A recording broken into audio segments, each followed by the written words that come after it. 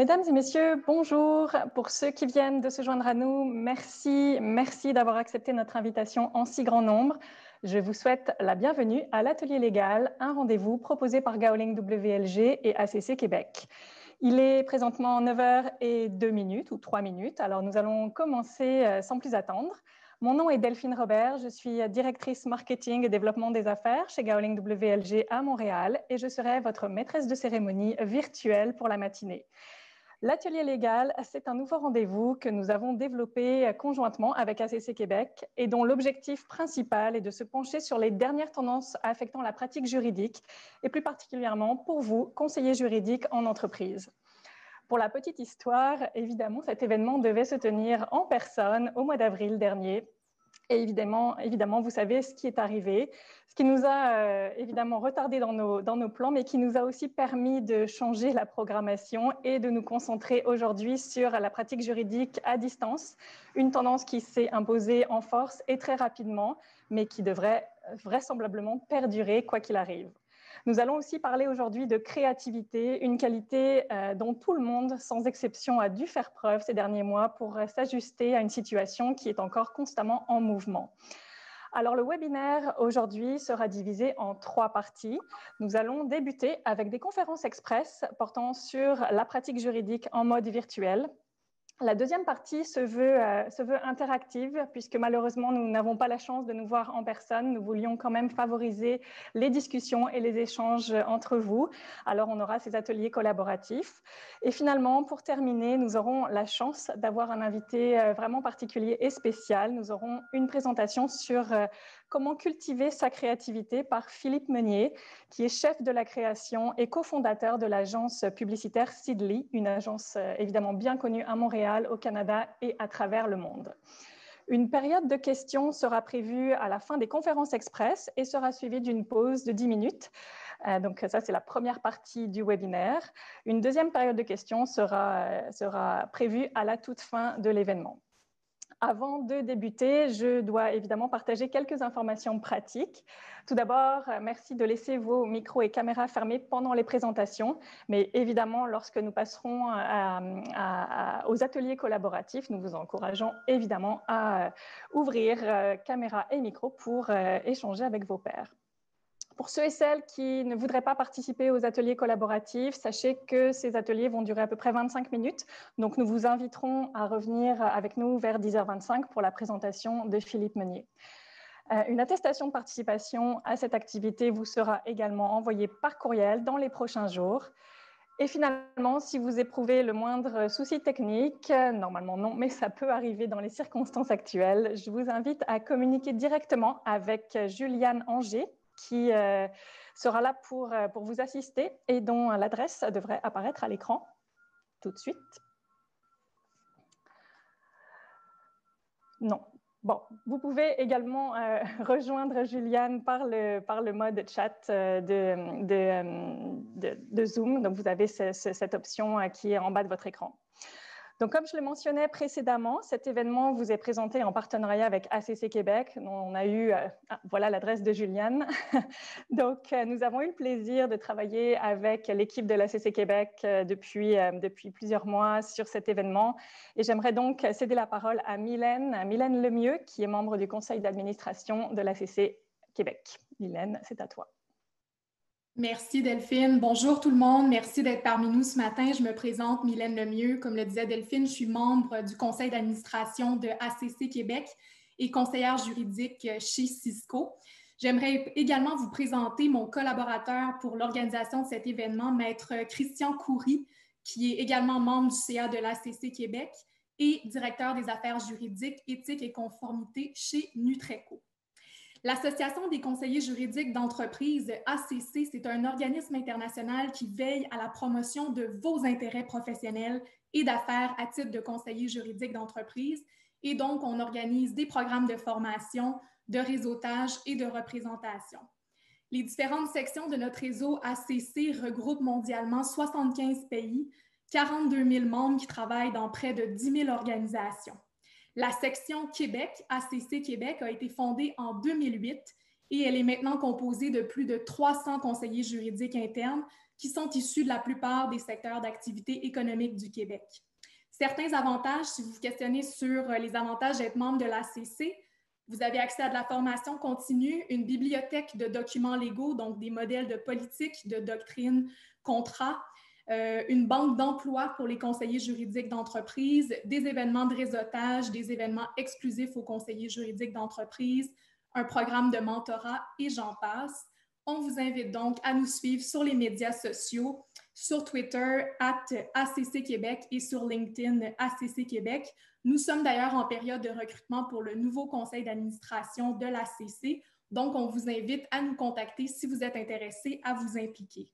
On remercie grandement notre partenaire pour l'organisation de cet événement, Garling WLG, et on vous souhaite une bonne première édition de l'atelier légal Garling WLG ACC Québec. Merci beaucoup, Delphine.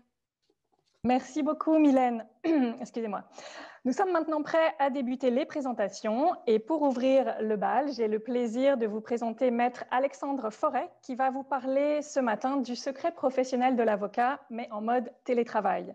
Maître Forêt est associé à notre bureau de Montréal, où il pratique au sein de notre groupe de réorganisation, faillite et insolvabilité et litige commercial. Il œuvre plus particulièrement en matière de droit immobilier, de construction et en louage commercial. Mais vous le connaissez peut-être en tant que bâtonnier du barreau de Montréal en 2019 et 2020. Sur ce, Alexandre, je te cède la parole. Merci beaucoup, Delphine. Donc, je vais assumer que tout le monde m'entend bien. Merci beaucoup pour l'opportunité. C'est particulier. Donc, récemment, je discours devant la fenêtre, donc devant le pont Champlain. C'est particulier. Donc, ça sera très intéressant. Je vais tenter, évidemment, de faire vite. Le sujet donc, du secret professionnel est évidemment au cœur de notre profession. Je ne vais pas vouloir faire le tour, évidemment, en des 10-15 minutes qui me sont octroyées. Je vais toutefois, quand même, au départ, parler du concept de base, des fois qu'on oublie du secret professionnel, pour ensuite aller un petit peu plus dans le détail, tout en passant, je dirais, faire un crochet un peu à l'international pour vous dire que l'aspect de l'avocat en entreprise ou du juriste en entreprise concernant son secret professionnel est grandement différente que l'on soit au Québec ou en France, par exemple. Donc, tout d'abord, première diapositive, qu'est-ce que le secret professionnel? Donc, secret professionnel, évidemment, 3 critères de base. Tout d'abord, communication avocat-client, critère somme toute assez objectif. Et par communication, on peut entendre évidemment verbal, écrite, donc courriel également. Donc, qui comporte une consultation ou un avis juridique. Dans ce cas-ci, on doit évidemment avoir cet aspect-là où la nature professionnelle du conseil est impliquée dans la discussion, encore une fois, que ce soit verbale ou écrite. Et finalement, le dernier critère qui est le plus subjectif, qui est donc de nature confidentielle, à savoir que les parties, entre elles, considéraient également que la conversation se tenait sous le sceau du secret professionnel. Comme vous pouvez vous en douter, c'est la plupart du temps le dernier critère qui est le plus discuté. En fait, les 2 derniers, je dirais, qui sont les plus débattus de manière jurisprudentielle, en ce sens que parfois certains échanges vont être considérés, en fait, vont être considérés comme des échanges d'affaires, particulièrement dans le cadre d'un avocat en entreprise. Donc, des discussions qui sont stratégiques et non de type juridique. Et c'est surtout donc à ce moment-là qu'il peut y avoir un débat dans le cadre de la jurisprudence, à savoir est-ce que oui ou non il s'agit ici donc d'une consultation d'un avis juridique ou plutôt d'un échange sur l'entreprise et sur la stratégie que l'entreprise doit adopter. La nature confidentielle, même chose, elle se passe moins dans le cadre de l'entreprise, quoique, encore une fois, tout dépendamment de la nature de la discussion, on peut y avoir certaines variances quant à l'attente de confidentialité. On parle souvent de ça, en fait, le dernier critère, c'était l'exemple un peu classique de discussion de bar entre amis, où on vient dire qu'entre 2 personnes, on a une discussion, on parle d'un problème juridique, on a certains conseils qui sont donnés, mais est-ce que c'était vraiment de nature confidentielle compte tenu du cadre de la discussion, compte tenu des éléments qui étaient autour et de la nature, justement, de l'information qui a été donnée? C'est souvent ce qu'on utilisait à l'école du barreau comme exemple, en ce sens que c'est là où le débat, y avait-il une attente de la part de la personne concernant la confidentialité, la nature confidentielle de la discussion, de 1, de 2, s'agissait-il d'un client? Donc, c'est souvent ces questions-là qui sont posées. Si on passe à la prochaine diapositive, Je veux évidemment pas aller dans le trop légaliste. On a vraiment une pléthore d'articles ici qui définissent un peu le secret, la nature des renseignements confidentiels et la protection des renseignements confidentiels. Je désire surtout, en fait, utiliser cette diapositive-là, pour faire, en fait, un crochet un peu à l'international et parler un peu de la France. En ce sens que vous avez peut-être des interactions avec vos collègues français qui sont également juristes en entreprise et non pas avocats en entreprise. Et c'est très particulier. Donc, du côté des barreaux français, un avocat qui va transférer de la pratique privée vers une entreprise ne va pas conserver son titre d'avocat, va plutôt devenir le juriste en entreprise. Et cela cause beaucoup de problématiques car il n'a pas les mêmes obligations de confidentialité par rapport à un véritable avocat en entreprise comme on connaît la notion au Québec. Donc, lorsque l'on arrive, par exemple, en France ou en général, lorsqu'on rencontre les différents collègues de France, ils sont particulièrement surpris de voir que le secret professionnel, nous, est conservé. Et c'est d'ailleurs un point de vente souvent des avocats en pratique privée français, de me dire, vous allez protéger dès que vous avez une problématique, entrer un avocat externe dans le cadre des discussions pour les protéger parce que votre avocat, votre juriste à l'interne, lui, ne pourra pas protéger ce secret professionnel-là. Et on va aussi loin que, par exemple, permettre la divulgation d'avis juridiques à l'interne qui ont été rédigés par le juriste en entreprise par rapport à, évidemment, pour nous, un avis très clair où on va souvent même mettre la version confidentielle, secret professionnel, donc privilégié. On ne peut aucunement l'obtenir versus l'aspect français où c'est plutôt le contraire. Donc, je vais simplement peut-être faire un petit lien à ce propos-là. Si vous avez des collègues ou si vous discutez avec des avocats qui sont des fois à l'extérieur donc du Québec, toujours avoir en tête que leur notion, eux, de secret professionnel n'est pas la même, tout dépendamment du lieu où ils se trouvent.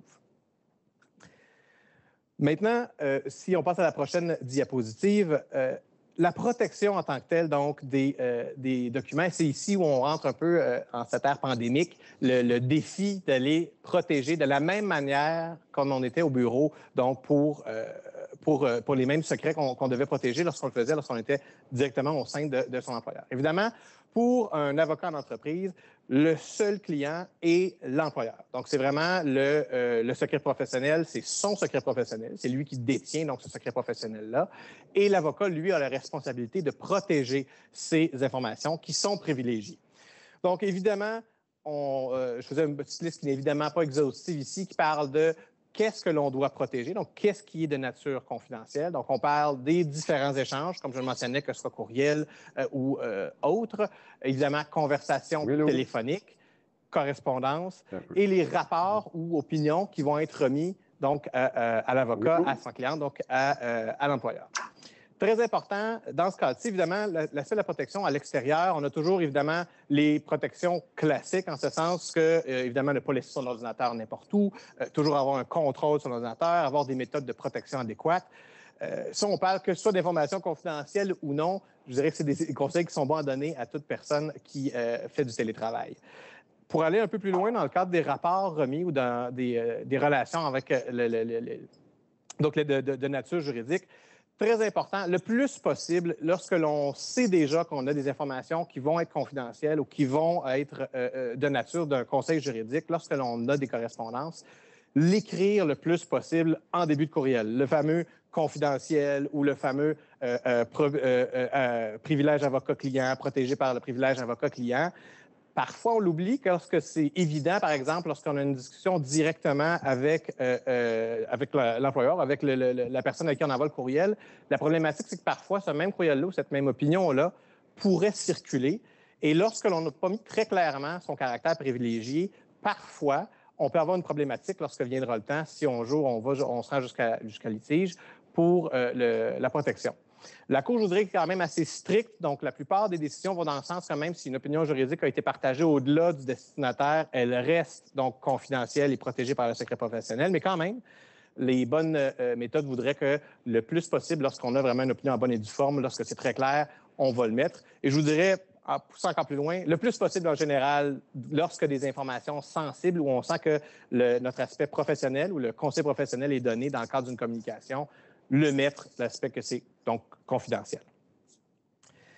Un peu plus loin, prochaine diapo, je parle un peu d'un devoir qui est moins strict, mais qui est l'aspect de la discrétion. Donc, évidemment, l'avocat doit être discret, c'est dans sa nature même. Donc, l'aspect de ne pas discuter de dossier, ne pas discuter même de portions de dossier ou généralement de ne pas en fait, évoquer les dossiers d'aucune manière, c'est un given, comme on dit. Donc, c'est la première chose qu'on nous apprend. Le fameux exemple de discuter dans un ascenseur, on parle ici, par exemple, à la Place d'une Mairie, où on pourrait avoir un collègue de notre bureau qui entend ne serait-ce qu'une bribe d'un dossier.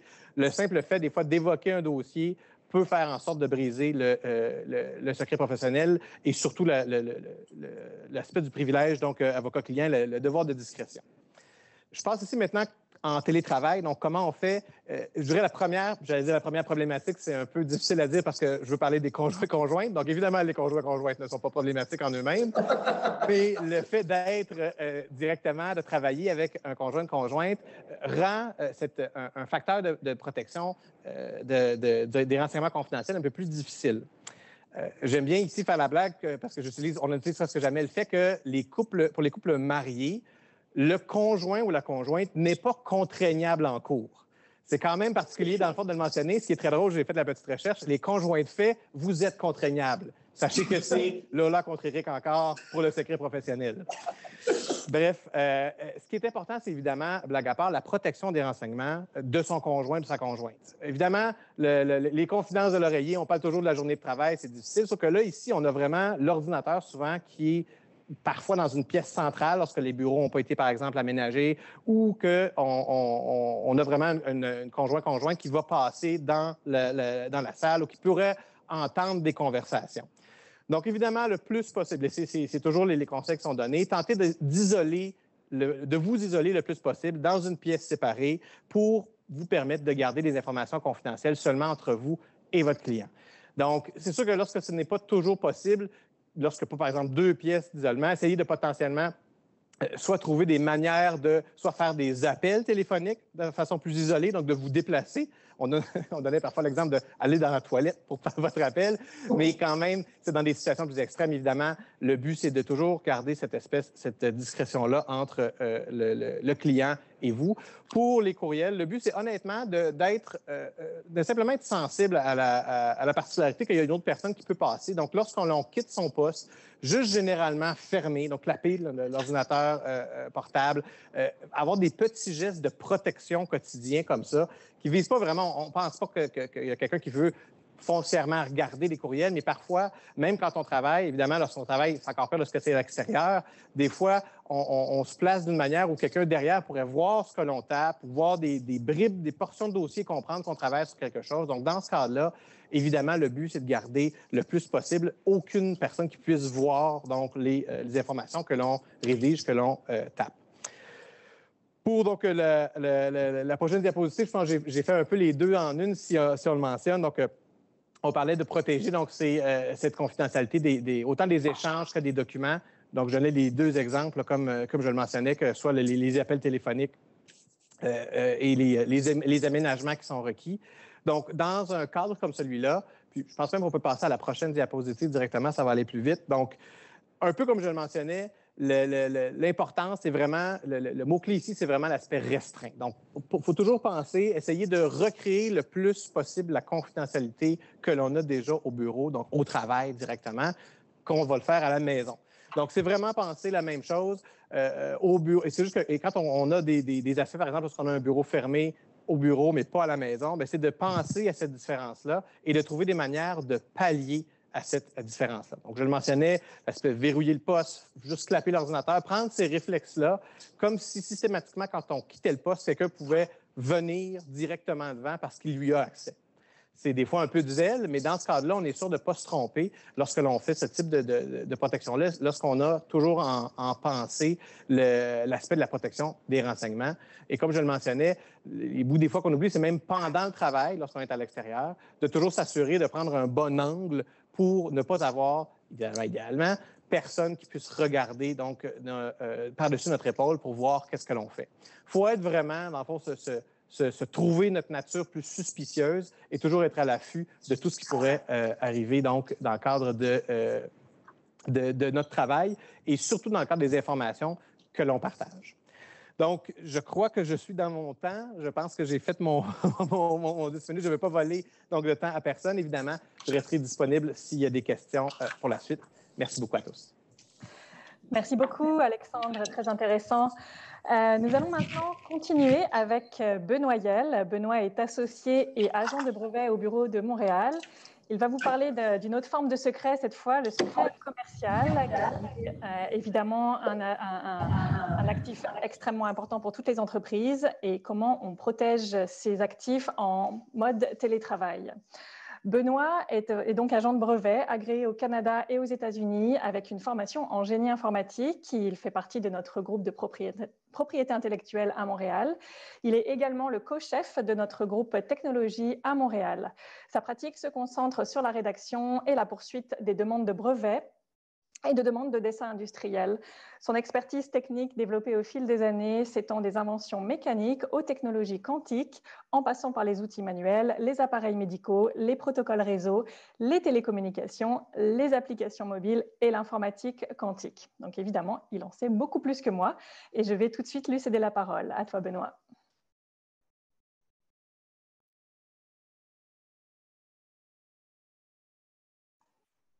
Benoît, tu es en mode mute.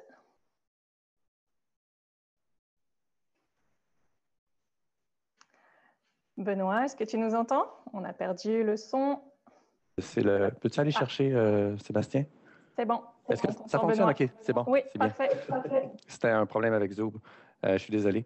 Oui, donc, merci de l'opportunité. On peut déjà passer à la première diapositive. Ce que je voulais faire avec vous un peu ce matin, c'est tout d'abord passer quelques secondes sur la propriété intellectuelle 101, parler des différentes formes de protection de propriété intellectuelle qui peuvent être applicables en entreprise, puis de voir de quelle façon la protection peut être affectée par le fait qu'on travaille tous différemment depuis déjà plusieurs mois. Donc, ce qu'il faut dire de la propriété intellectuelle, comme d'autres formes de protection qu'on va aller chercher activement ou qui vont être données automatiquement à une entreprise, c'est que ça reste un outil d'affaires, un outil business.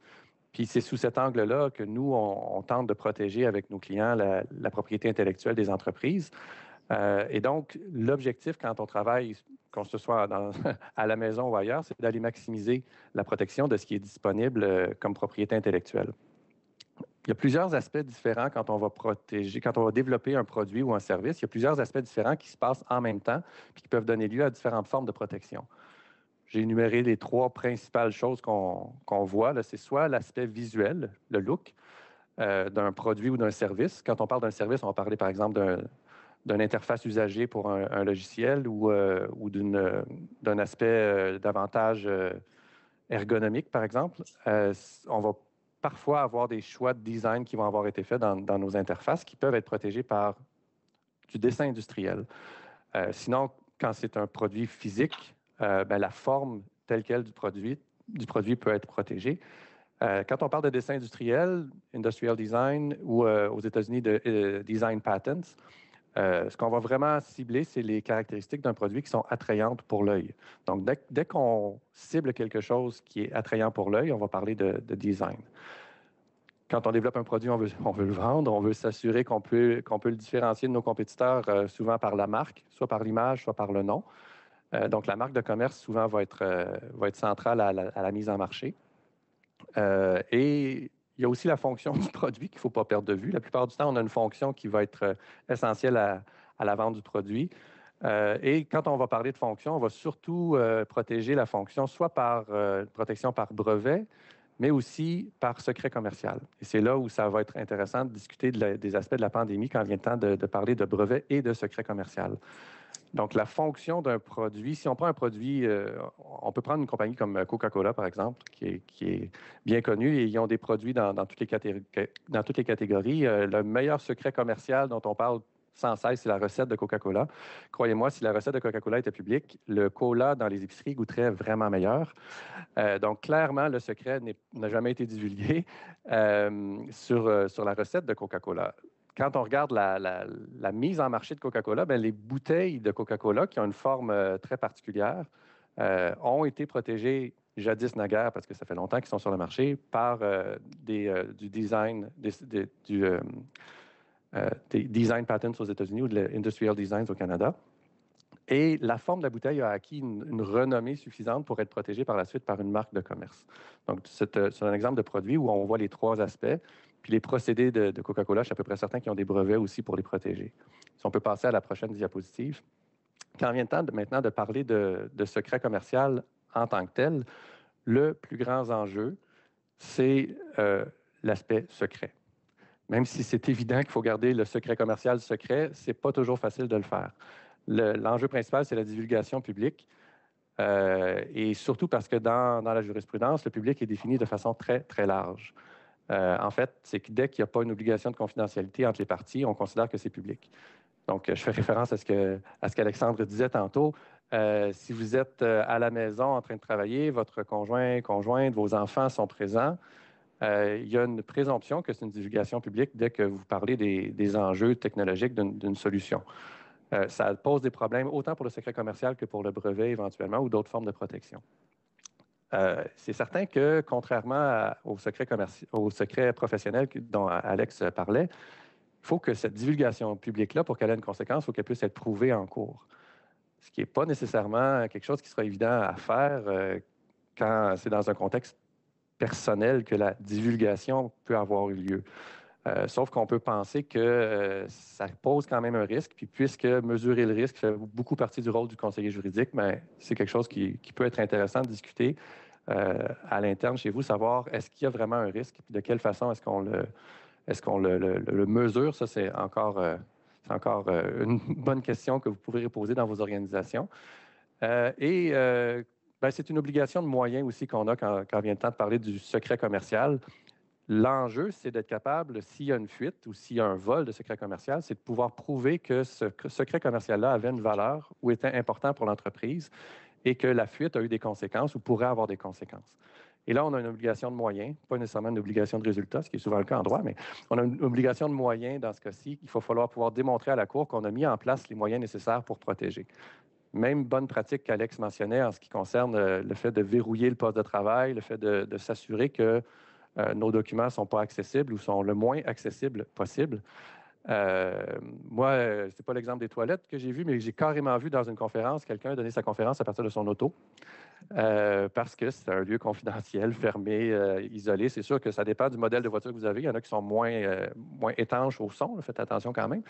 Mais non, bref, il y a des moyens qu'on peut prendre pour assurer la confidentialité et c'est vraiment une obligation de moyens. Si vous n'êtes pas en mesure de montrer que vous avez mis, par exemple, en place des procédures pour s'assurer que uniquement les personnes qui doivent avoir accès à vos secrets commerciaux ont accès, que ce soit électronique ou physique, si vous n'avez pas de politique sur de quelle façon on accède aux secrets commerciaux, ça peut être problématique éventuellement. Tout ça, ce sont les meilleures pratiques dans le marché. Mais vous devrez pouvoir prouver ces choses-là en cours si jamais il y a un litige au sujet d'un bris de confidentialité sur un secret commercial. Évidemment, même si on est capable de prouver qu'il y a eu un bris de confidentialité sur un secret commercial, ça ne rend pas l'aspect divulgué secret à nouveau. Donc, la perte de l'état de secret va avoir eu lieu quand même. Et ça, c'est aussi le danger primordial, c'est que peu importe que vous ayez des recours éventuellement si un secret est divulgué, la pâte à dents est sortie du tube. Là. On ne peut pas la remettre. Il est trop tard. Fait que ça, il faut faire vraiment très attention. On peut passer à la prochaine diapositive. Je vais aussi vous parler d'un autre enjeu important quand on travaille de la maison, c'est l'aspect d'inventorship en bon français. Je ne pense pas qu'il y ait de terme français, en fait, pour inventorship, malheureusement. C'est un enjeu parce que quand on développe une solution, généralement, on va les développer avec les moyens de l'employeur. C'est-à-dire qu'on va être sur les lieux de l'emploi, on va utiliser les outils qui sont fournis par l'employeur. Et dans ce contexte-là, la jurisprudence est assez claire. Si on a été engagé pour inventer et qu'on utilise les moyens de l'employeur, automatiquement, l'invention est propriété de l'employeur. Par contre, là, en période de pandémie, c'est un peu plus compliqué de démontrer que ce sont les outils de l'employeur qui ont été utilisés. Parfois, c'est l'ordinateur personnel de la personne, mais même quand ce n'est pas l'ordinateur qui est en jeu, on a quand même un enjeu au niveau du lieu qui a été utilisé. Normalement, quand on est sur les lieux de travail, il n'y a pas de doute sur le fait que c'est l'employeur qui fournit l'ensemble des outils qui sont nécessaires au développement. Là, c'est moins clair. La meilleure pratique à ce moment-là, même si elle reste vraie sans le contexte de pandémie, elle est exacerbée par la pandémie, c'est d'avoir des contrats de travail qui stipulent clairement que les inventions ou les solutions qui vont avoir été développées vont automatiquement être cédées à l'employeur. Mais malgré ça, il faut aussi faire signer une cession explicite dans la chaîne de développement du produit, parce que sinon, il y a une difficulté quand vient le temps de faire valoir nos droits devant une cour, parce qu'à ce moment-là, il faut la preuve qui va devoir être faite est plus complexe à faire que si on a une cession explicite signée par l'inventeur. Il y a aussi une différence importante entre le fait d'être inventeur et le fait d'être titulaire ou le fait d'être demandeur d'une demande de brevet. On n'est pas demandeur, on peut être demandeur parce que notre employé nous a cédé les droits, ça va bien, mais on ne peut pas changer le fait d'être inventeur ou pas. Être inventeur, c'est une question de fait. Être titulaire du brevet, c'est une question de cession. C'est important aussi à considérer, puis d'avoir les titres qui soient le plus clairs possible. Quand on vient faire des vérifications diligentes, c'est souvent le genre de choses qui vont échapper. Là. Les sessions étant mal rédigées ou étant mal signées, c'est toujours un enjeu qu'on voit dans nos vérifications.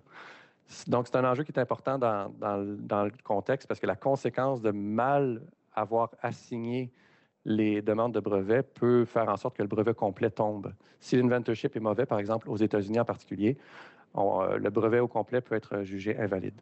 Donc, c'était le message principal que je voulais vous donner ce matin. On pourra revenir aux questions à la fin s'il y a quoi que ce soit, mais je cède la parole à Delphine pour la suite des choses.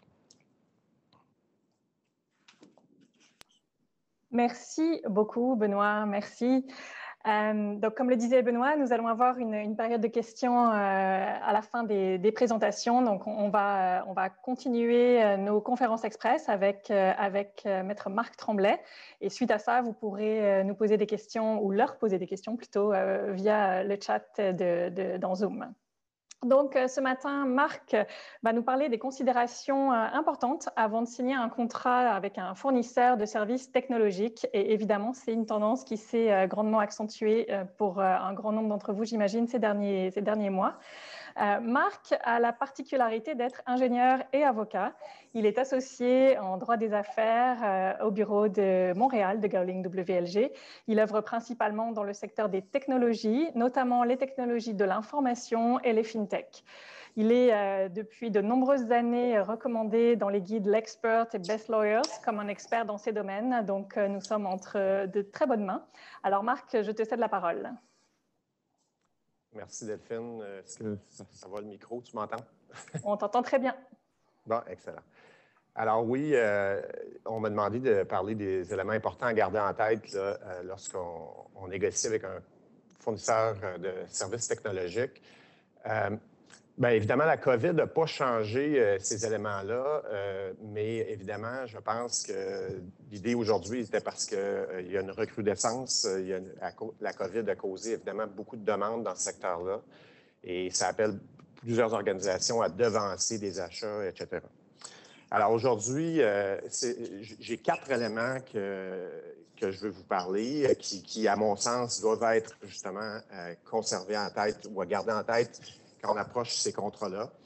Et pour nous amener à ce qui doit être fait en matière, pour un avocat en matière de techno, je pense, c'est bien nous aider à bien identifier le risque, premièrement. Deuxièmement, de bien nous aider à proposer une allocation de risque aux clients et la contextualiser par rapport aux pratiques d'affaires et pratiques d'industrie en matière d'allocation de risque. Et finalement, être capable de communiquer ce risque-là aux équipes d'affaires pour qu'il puisse être pris en compte dans l'analyse coût-bénéfice globale qui est faite au niveau affaires. Alors, prochain diapositive, s'il vous plaît. Oui.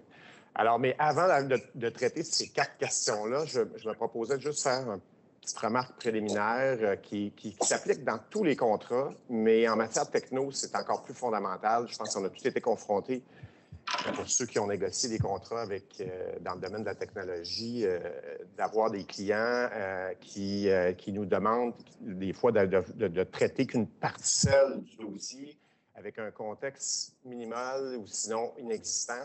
Et c'est un simple rappel. Je pense que tout le monde est sous la même pression et c'est de toujours se battre pour avoir ce contexte-là parce que, évidemment, la même clause ou le même contrat, mais dans un contexte différent, nos avis vont être différents. Donc, c'est important de bien toujours, je pense, c'est un rappel qu'il faut qu'il soit là. Donc, les questions de base de qui, quoi, comment, qui, pourquoi et quand.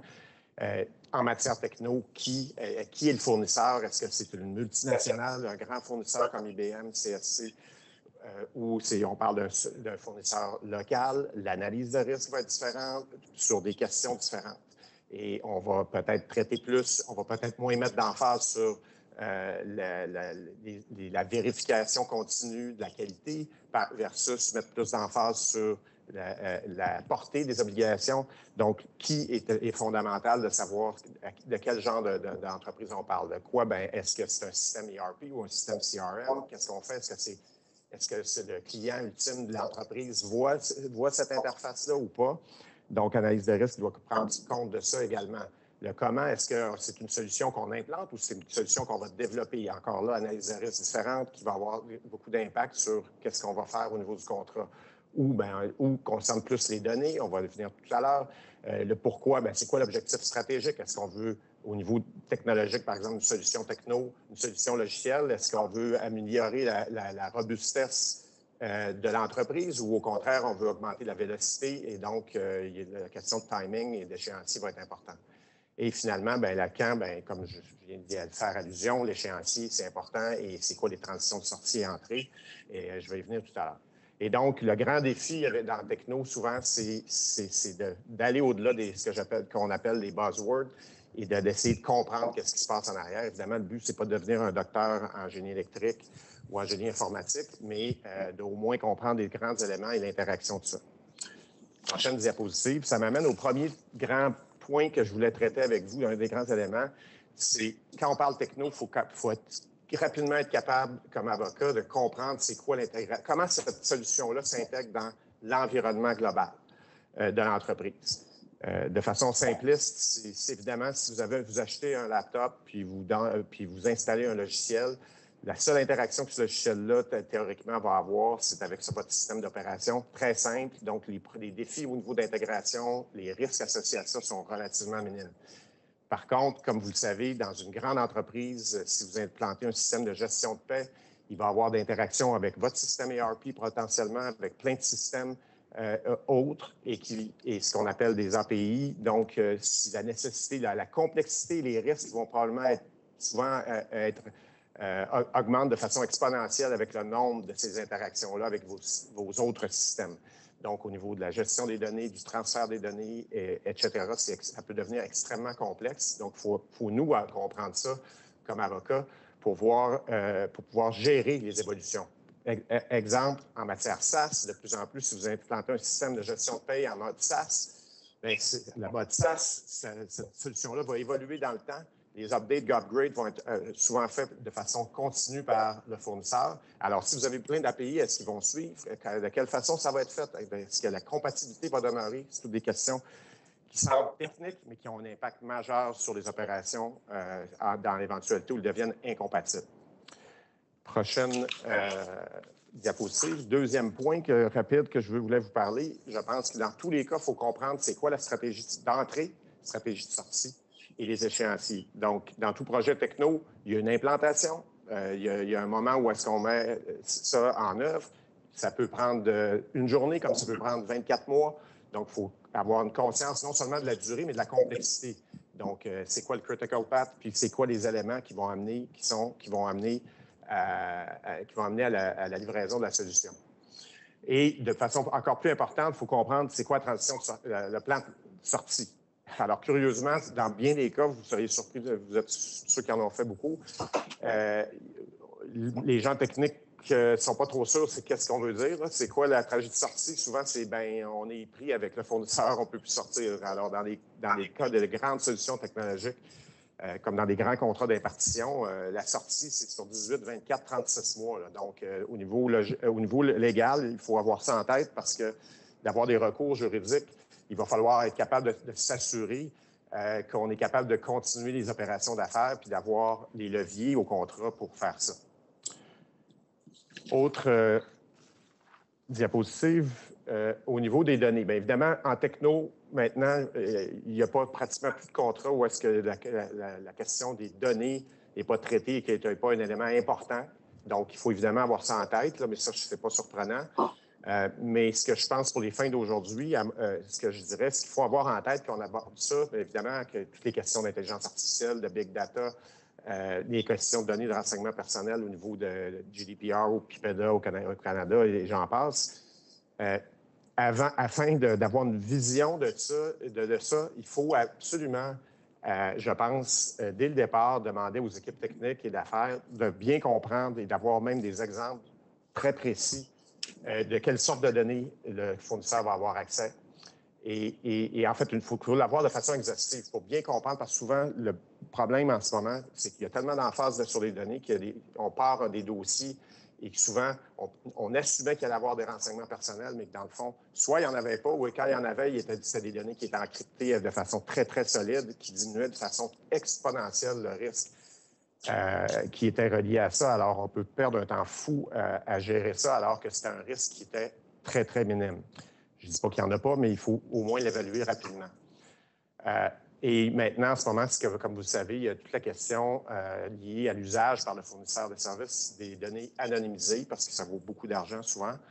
Et en ce moment, bien, comme vous le savez, pour ceux qui suivent ces questions-là, avec le recoupement des bases de données maintenant, même une base de données anonymisée qui était très bien faite, il y a de plus en plus de possibilités de reconstruire et de les retourner à être capable d'identifier des usagers ou des utilisateurs. Donc, ça fait en sorte que vous, comme client, si c'est vos données, de plus en plus, on voit des clauses d'indemnisation qui vont perpétuelles, avec très larges, qui vont vous défendre, qui vont vous permettre de gérer ces questions-là. Mais enfin, je pense que ça, c'est des grandes questions qu'il faut avoir en tête. Il y a évidemment plein de façons de régler ça. Dernier point, donc, prochaine diapositive, s'il vous plaît, c'est, dans le fond, c'est l'intégration de l'allocation de risque et des risques associés dans un contrat comme ça avec le risque global. Ça, je pense que c'est un élément qui manque souvent parce que je pense qu'il y a beaucoup de gens en technologie, tant l'équipe technique que l'équipe juridique, souvent vont plus voir les arbres que la forêt. Et donc, par exemple, au niveau des gens techniques, par exemple, de qui vous traitez, ils vont souvent mettre beaucoup d'emphase si vous êtes en mode de service techno. OK, j'ai des niveaux de service, je veux des précisions sur l'uptime à 99,99, etc. Je veux des pénalités associées au manquement, etc. Ce qui est bien, mais c'est des petits bâtons pour des petits événements sur des durées longues, mais qui ne protègent pas vraiment le client sur des affaires majeures et qui sont souvent associées à des limites de responsabilité. Et ce qui fait en sorte que ces limites de responsabilité-là, tant que ce soit au niveau du niveau de service, des pénalités au niveau du niveau de service ou de la limite de responsabilité qui est dans le contrat, vont souvent être très minimes par rapport aux dommages que vous pouvez subir d'un manquement contractuel du fournisseur de services. Ce qui fait en sorte que vous avez externalisé une opération et c'est très important d'expliquer aux gens d'affaires que vous n'avez pas externalisé le risque par ailleurs complètement. En tout cas, vous en avez externalisé une partie, mais jusqu'à la limite de responsabilité ou, dans le cas des niveaux de service, jusqu'à la pénalité de niveau de service qui est souvent insignifiante par rapport aux dommages que vous allez subir.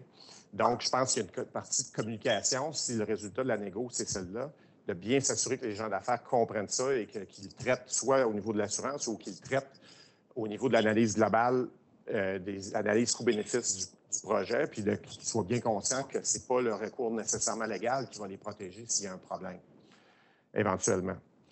Et l'autre façon de pallier à ça, c'est le dernier point là-dessus, c'est dans ces contrats-là, souvent des contrats SaaS avec des petites limites de responsabilité, mais avec des grands dommages que vous pouvez subir si jamais il y a un manquement, par exemple, aux obligations de sécurité, qu'il y a des données qui sont divulguées.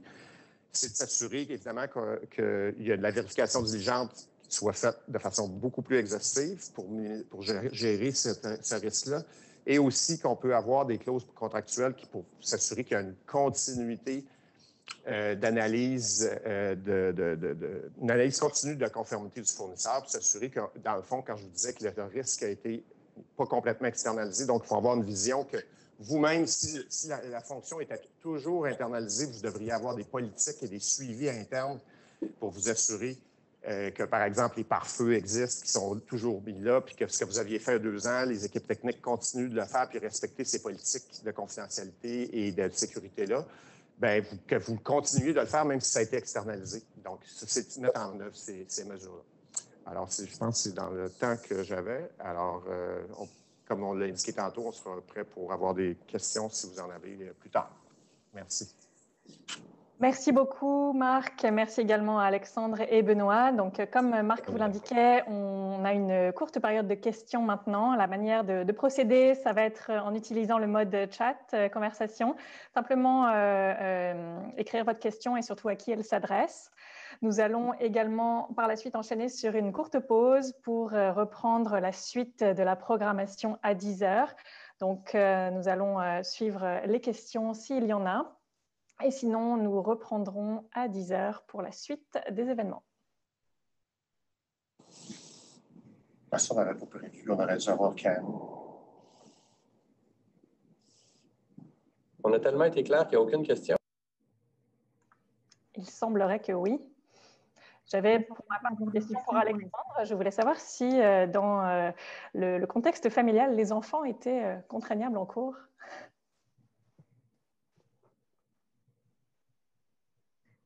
Alexandre, on n'entend pas dans la salle.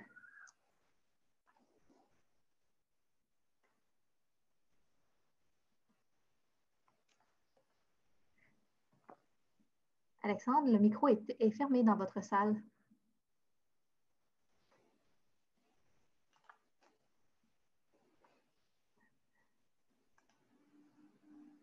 Ouais, le micro est toujours fermé, Alexandre.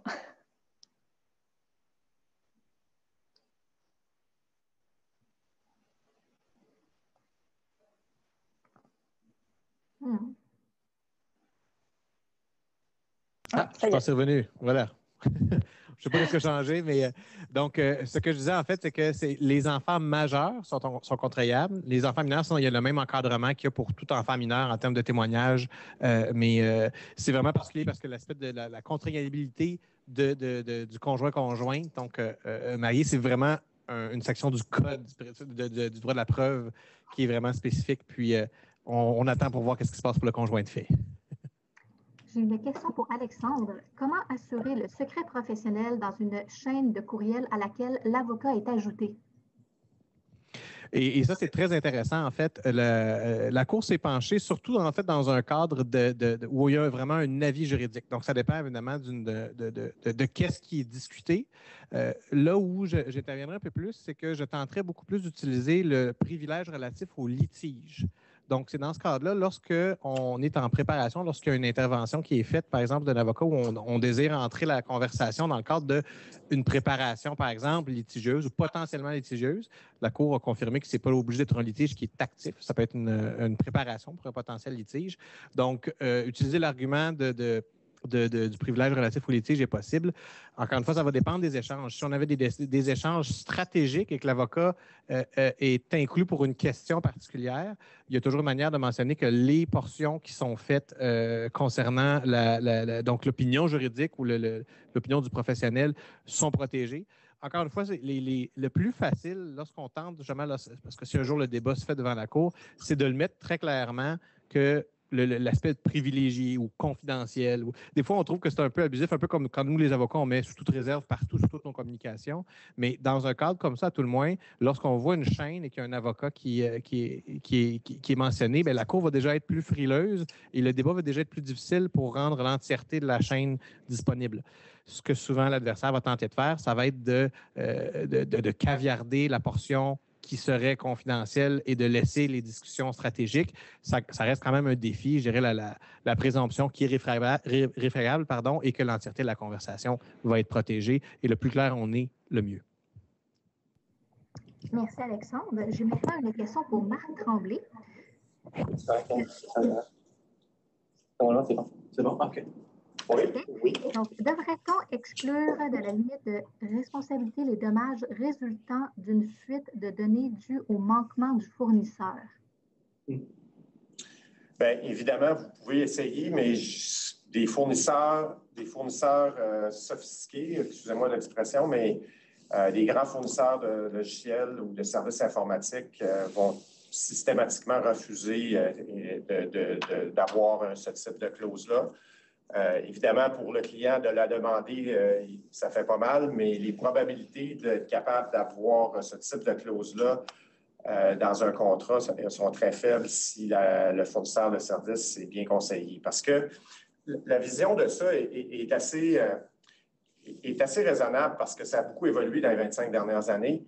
Parce que le fournisseur de services, par exemple, un grand fournisseur qui fournit des services informatiques à une banque, bien, lui, il ne fait pas des profits sur l'activité bancaire. Donc, s'il y a un problème informatique, puis c'est un contrat qui fait peut-être 20 millions par année au niveau des revenus pour ce fournisseur-là, il ne peut pas être assujetti à des limites de responsabilité de milliards de dollars si jamais le système informatique tombe par sa faute. Et donc, il y a une partie du risque relié à l'exploitation du service informatique qui va demeurer à la banque. Et donc, c'est un peu le point que je voulais faire, mais qui est vrai dans tous les cas, mais qui est vrai dans le SaaS, mais qui est vrai aussi dans les cas de grandes exploitations. Donc, la limite de responsabilité, oui, ce qu'on voit en ce moment, par contre, c'est plus des super caps. Donc, il y a un cap, une limite de responsabilité qui est, par exemple, limitée à 12 fois la moyenne des 12 derniers mois, mais que pour les caps, il va y avoir des super caps en matière de sécurité, en matière de renseignement personnel, qui vont être des fois 2 ou 3 fois la limite. Donc, si vous avez une limite à 10 millions, bien, vous allez avoir une limite à 20 ou 30 millions pour des manquements en matière de sécurité et ou manquements des obligations reliées à divulgation de renseignements personnels. Parfait. Merci beaucoup, Marc. Je crois que nous n'avons plus de questions, donc nous allons pouvoir prendre une courte pause. Une simple consigne pour tous. Afin de vous assigner dans les salles de réunion pour la partie interactive, pour ceux qui ont un nom d'utilisateur dans leur profil Zoom, si vous pouviez simplement changer ça pour votre prénom et votre nom, ce sera beaucoup plus simple pour pouvoir vous assigner à une salle d'atelier. Donc voilà, sur ce, je vous souhaite une bonne pause. On se retrouve à 10 h. Merci.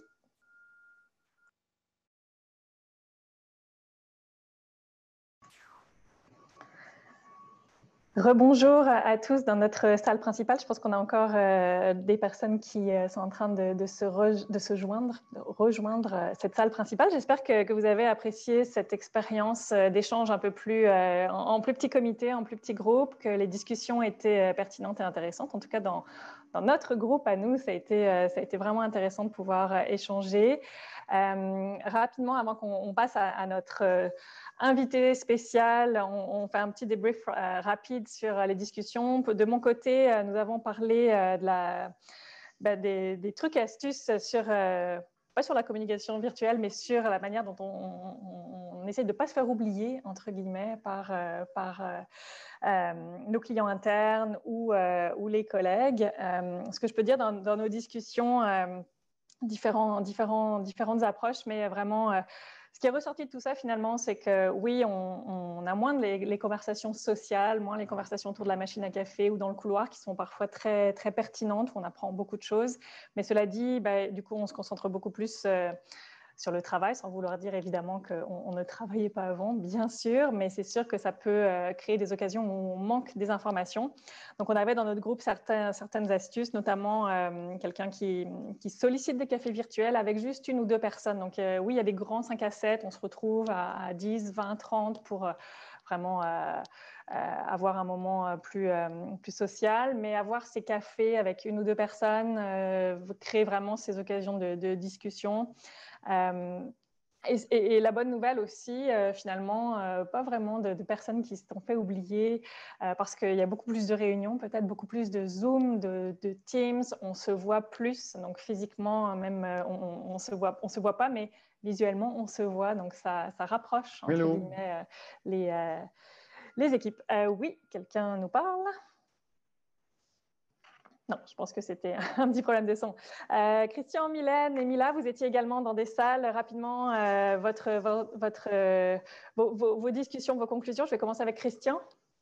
Oui, alors effectivement, dans notre cas, on a partagé un petit peu le besoin de garder des fois la caméra allumée pour justement, parce que lorsque notre caméra est allumée, on porte plus d'attention que si on est seulement en mode audio. Mais en même temps, garder la caméra allumée trop de temps cause un zoom fatigue. Et alors, essayer de trouver une balance entre la caméra et de temps en temps permettre à l'équipe de ne pas l'avoir. Et puis, on parlait souvent de l'importance d'avoir la caméra, surtout lorsqu'on est avec sa propre équipe pour créer des liens et surtout lorsque c'est des nouvelles personnes qui se sont jointes à l'équipe depuis après le début de la pandémie. Mais en même temps, on parlait d'essayer de créer des espèces de machines à café ou des 5 à 7 aussi en virtuel pour essayer de garder un esprit d'équipe plutôt motivé et assez important aussi avec nos clients internes pour les garder captivés dans ce qu'on présente. Vraiment, le plus possible, partager des fois des documents sur Teams ou sur Zoom et aller ensemble avec le document. Ça fait vraiment un travail d'équipe plutôt qu'écouter une personne qui parle et décrocher. Donc, ça, c'était quelques-uns des points. Merci, Christian. Mila, rapidement, parce qu'on a Philippe, je crois, qui est prêt, mais on va juste terminer notre petit débrief. Donc, Mila. Oui, bonjour tout le monde. Ici Mila, j'ai été modératrice pour l'atelier sur les clés du succès pour ne pas se faire oublier par nos clients. Relativement à ça, ce qu'on a discuté beaucoup, c'est vraiment qu'il faut créer des occasions pour réseauter, pour parler avec les clients. Donc, vraiment créer des contacts fixes. Donc, se fixer des moments, soit dire, mettons, une fois par semaine, on fait des appels hebdomadaires, quotidiens, soit à la même journée, à la même heure, pour vraiment se réserver du temps pour parler des dossiers et ou réseauter, donc faire des cafés virtuels one-on-one ou avec un groupe plus élargi. Donc, on pense qu'il ne faut pas laisser ça au hasard, puis vraiment créer des initiatives et faire des touch points hebdomadaires avec des équipes. Et un autre point qu'on a soulevé notamment, c'est que la vidéoconférence est de plus en plus utilisée versus avant où on utilisait surtout le téléphone. Donc, la vidéoconférence permet de maintenir les relations à distance. Donc, grosso modo, là, c'est ce qu'on a discuté. Effectivement. Et Mylène, je te laisse terminer. Oui, alors notre groupe, je résumerai principalement en 3 sujets. Ce qui est ressorti de nos discussions, premièrement, on a senti le besoin d'échanger sur comment ça se passait dans nos organisations, quelles étaient les politiques qui ont été adoptées pour le télétravail, des codes de conduite en courtoisie, par exemple, ne pas booker, pardonnez-moi l'anglicisme, des meetings le vendredi ou le vendredi après-midi, donc des pratiques qui se développent pour permettre aux gens de libérer leur agenda et de travailler sur autre chose. Également, comment ça fonctionnait pour accéder au bureau certaines journées par semaine. Deuxième sujet qu'on a abordé, c'est l'équilibre entre avoir une réunion efficace pour avoir moins de réunions et des réunions moins longues, mais également de favoriser les échanges humains lors de ces réunions-là. Et le troisième sujet là, qui est ressorti, c'est l'importance comme gestionnaire et comme organisation d'identifier peut-être les employés là, qui auraient une plus grande charge mentale du fait de travailler à 100% de la maison, de sonder les employés et de pouvoir adresser justement les situations qui sont un peu plus problématiques pour favoriser la productivité et également là, une bonne santé mentale, bien-être psychologique de la part des employés. Merci. Très intéressant. Merci beaucoup. Merci à tous d'avoir participé à ces ateliers. Nous allons maintenant passer à la dernière partie de notre événement et pour terminer cet événement en beauté, j'ai beaucoup de plaisir à vous présenter Philippe Meunier. Philippe est chef de la création et cofondateur de l'agence publicitaire Seedly. Seedly, c'est une agence, comme je le disais en introduction, qui est d'envergure mondiale, qui est une belle histoire à succès. Et il va nous parler aujourd'hui de la créativité parce que, évidemment, c'est une qualité dont on a tous dû faire preuve ces derniers mois. Pour vous présenter Philippe, donc, il est responsable de l'ensemble du produit créatif de l'agence. Donc, la créativité, je pense qu'il en connaît un petit bout. Son approche multidisciplinaire et son style de gestion ont permis à Seedly de récolter de nombreuses récompenses prestigieuses dans le domaine publicitaire. Philippe est reconnu pour son côté zen, probablement grâce à son amour pour le surf et le yoga, ce qui est particulièrement impressionnant considérant son rôle et l'occupation, son taux d'occupation qui doit être assez important. Mais parce qu'on s'entend, diriger une grande équipe de créatifs un peu fous sur les bords, ce n'est pas de tout repos.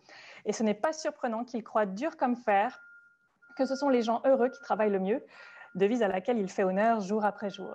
Philippe est également cofondateur de la Factory, une école des sciences de la créativité qui offre des formations aux étudiants et aux professionnels pour forger des esprits créatifs à trouver des solutions inédites aux défis contemporains. Alors Philippe, c'est un grand plaisir de t'avoir avec nous aujourd'hui et je te cède la parole. Merci Delphine, merci beaucoup. Avant de commencer, je voulais juste m'assurer que est-ce que le son est bon? Le son est très bon de mon côté. Parfait. Bon, parfait, parfait. Bien, bonjour tout le monde. C'est vraiment le fun de se faire inviter parmi vous. Ça va l'air très intéressant, votre lab. Je suis convaincu que vous avez appris plein de choses aujourd'hui. Puis j'espère vous en donner un petit peu plus dans votre pack-sac avant de quitter pour la journée. Alors, je vais sauter tout de suite dans le vif du sujet. La créativité, parce que la créativité, pour moi, je crois que c'est une compétence clé pour le futur. Et surtout, je pense qu'on vient de vivre des mois quand même assez intenses où on a dû susciter notre créativité un petit peu pour réinventer des choses. Mais la mauvaise nouvelle là-dedans, c'est que ça n'arrêtera pas. On va être obligé de continuer à réinventer et transformer des choses et surtout aider vos clients aussi à être capables de cultiver cette créativité-là au sein de leur entreprise. Alors aujourd'hui, je vais vous parler un petit peu de ça. Je vais vous parler de mes trucs de création et comment aussi je vois la créativité à l'intérieur d'une entreprise. Alors, vous allez avoir des petites notes de cours, je vous le dis. Là, si vous avez un petit post-it pas loin de vous et un crayon, je vous invite à les prendre ou ouvrir votre calepin. Et puis, vous allez avoir 10 notes de cours. Et puis, après ça, vous allez avoir un deuxième chapitre qui va être 4 points de vue sur la créativité.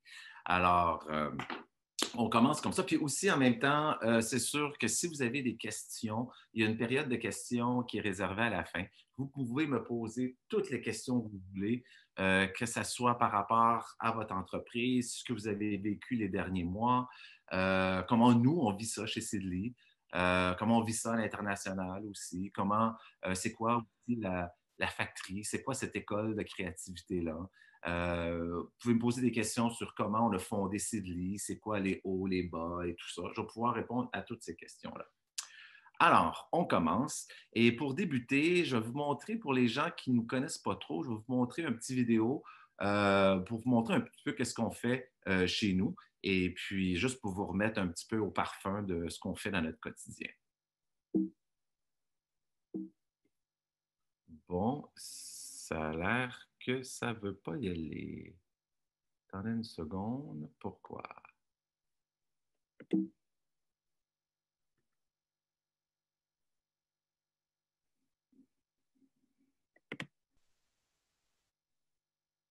Oh. C'est bizarre.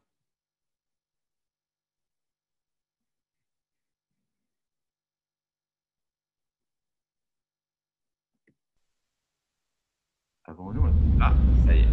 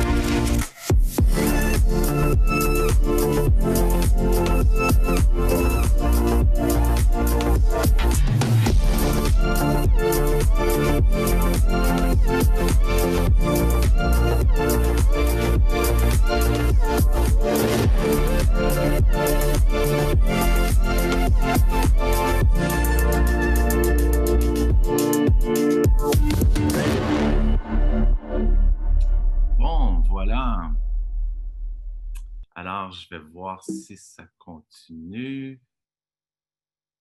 Allez, petit keynote.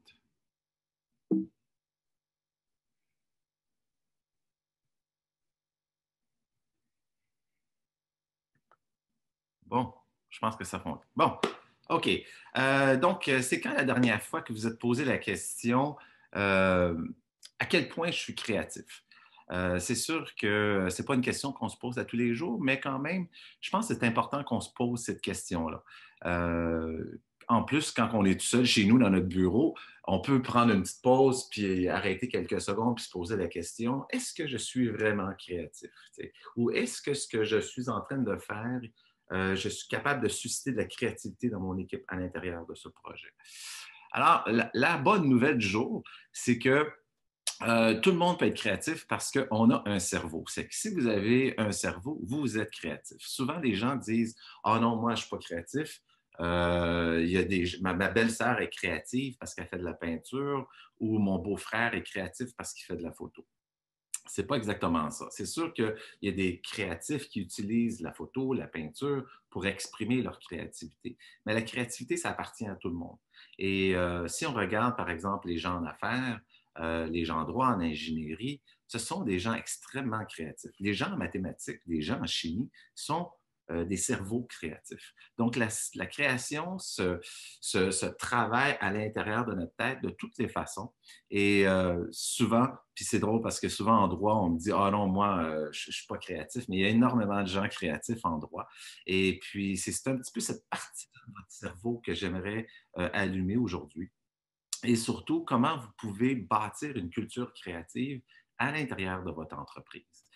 C'est très important parce que on est en train de vivre une grande période de changement économique et puis on doit se servir de la créativité. C'est comme un peu un soft skills qu'on n'apprend pas nécessairement à l'école. Souvent, la créativité, c'est quelque chose qui est un petit peu à part, mais la créativité, c'est quelque chose qui est complémentaire à tout ce qu'on fait. Alors, aujourd'hui, je vais vous parler de la créativité mais à l'intérieur de l'entreprise. Puis pour vous donner une image un peu, la manière que moi je la gère, c'est un peu comme un jardin. Moi, je viens de la région des Cantons de l'Est et puis il y a beaucoup de fermes autour de chez moi. Et puis quand j'étais jeune, je voyais toutes ces fermes-là. Et puis, il y avait des grands, grands champs où on plantait juste du blé d'Inde. Et puis, pour moi, la créativité, c'est un champ, mais avec des légumes, des fruits, des légumes exotiques. On met une rangée de tomates avec une rangée de basil, avec des courges. Pour moi, le jardin de la création, c'est un mix de tout. Et c'est comme ça que j'aimerais que vous voyiez un petit peu votre entreprise, puis comment cultiver la culture créative à l'intérieur de ça, comme un grand jardin.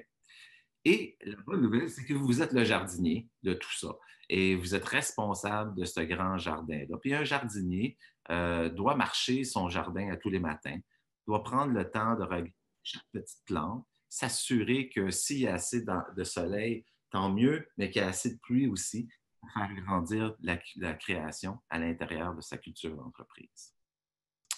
Alors, je vous donne mes 10 conseils pour cultiver la créativité dans votre jardin. C'est là qu'on se prend des notes. On commence là-dessus.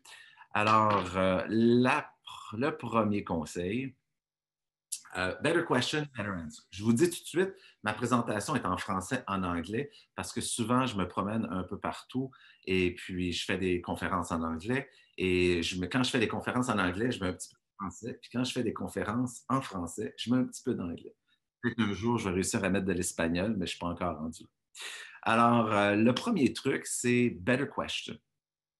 Quand je dis better question, c'est de poser des questions. Très souvent, on rentre sur des projets et puis on ne se pose pas la bonne question. On se pose plein de questions, mais est-ce qu'on se pose vraiment la bonne question?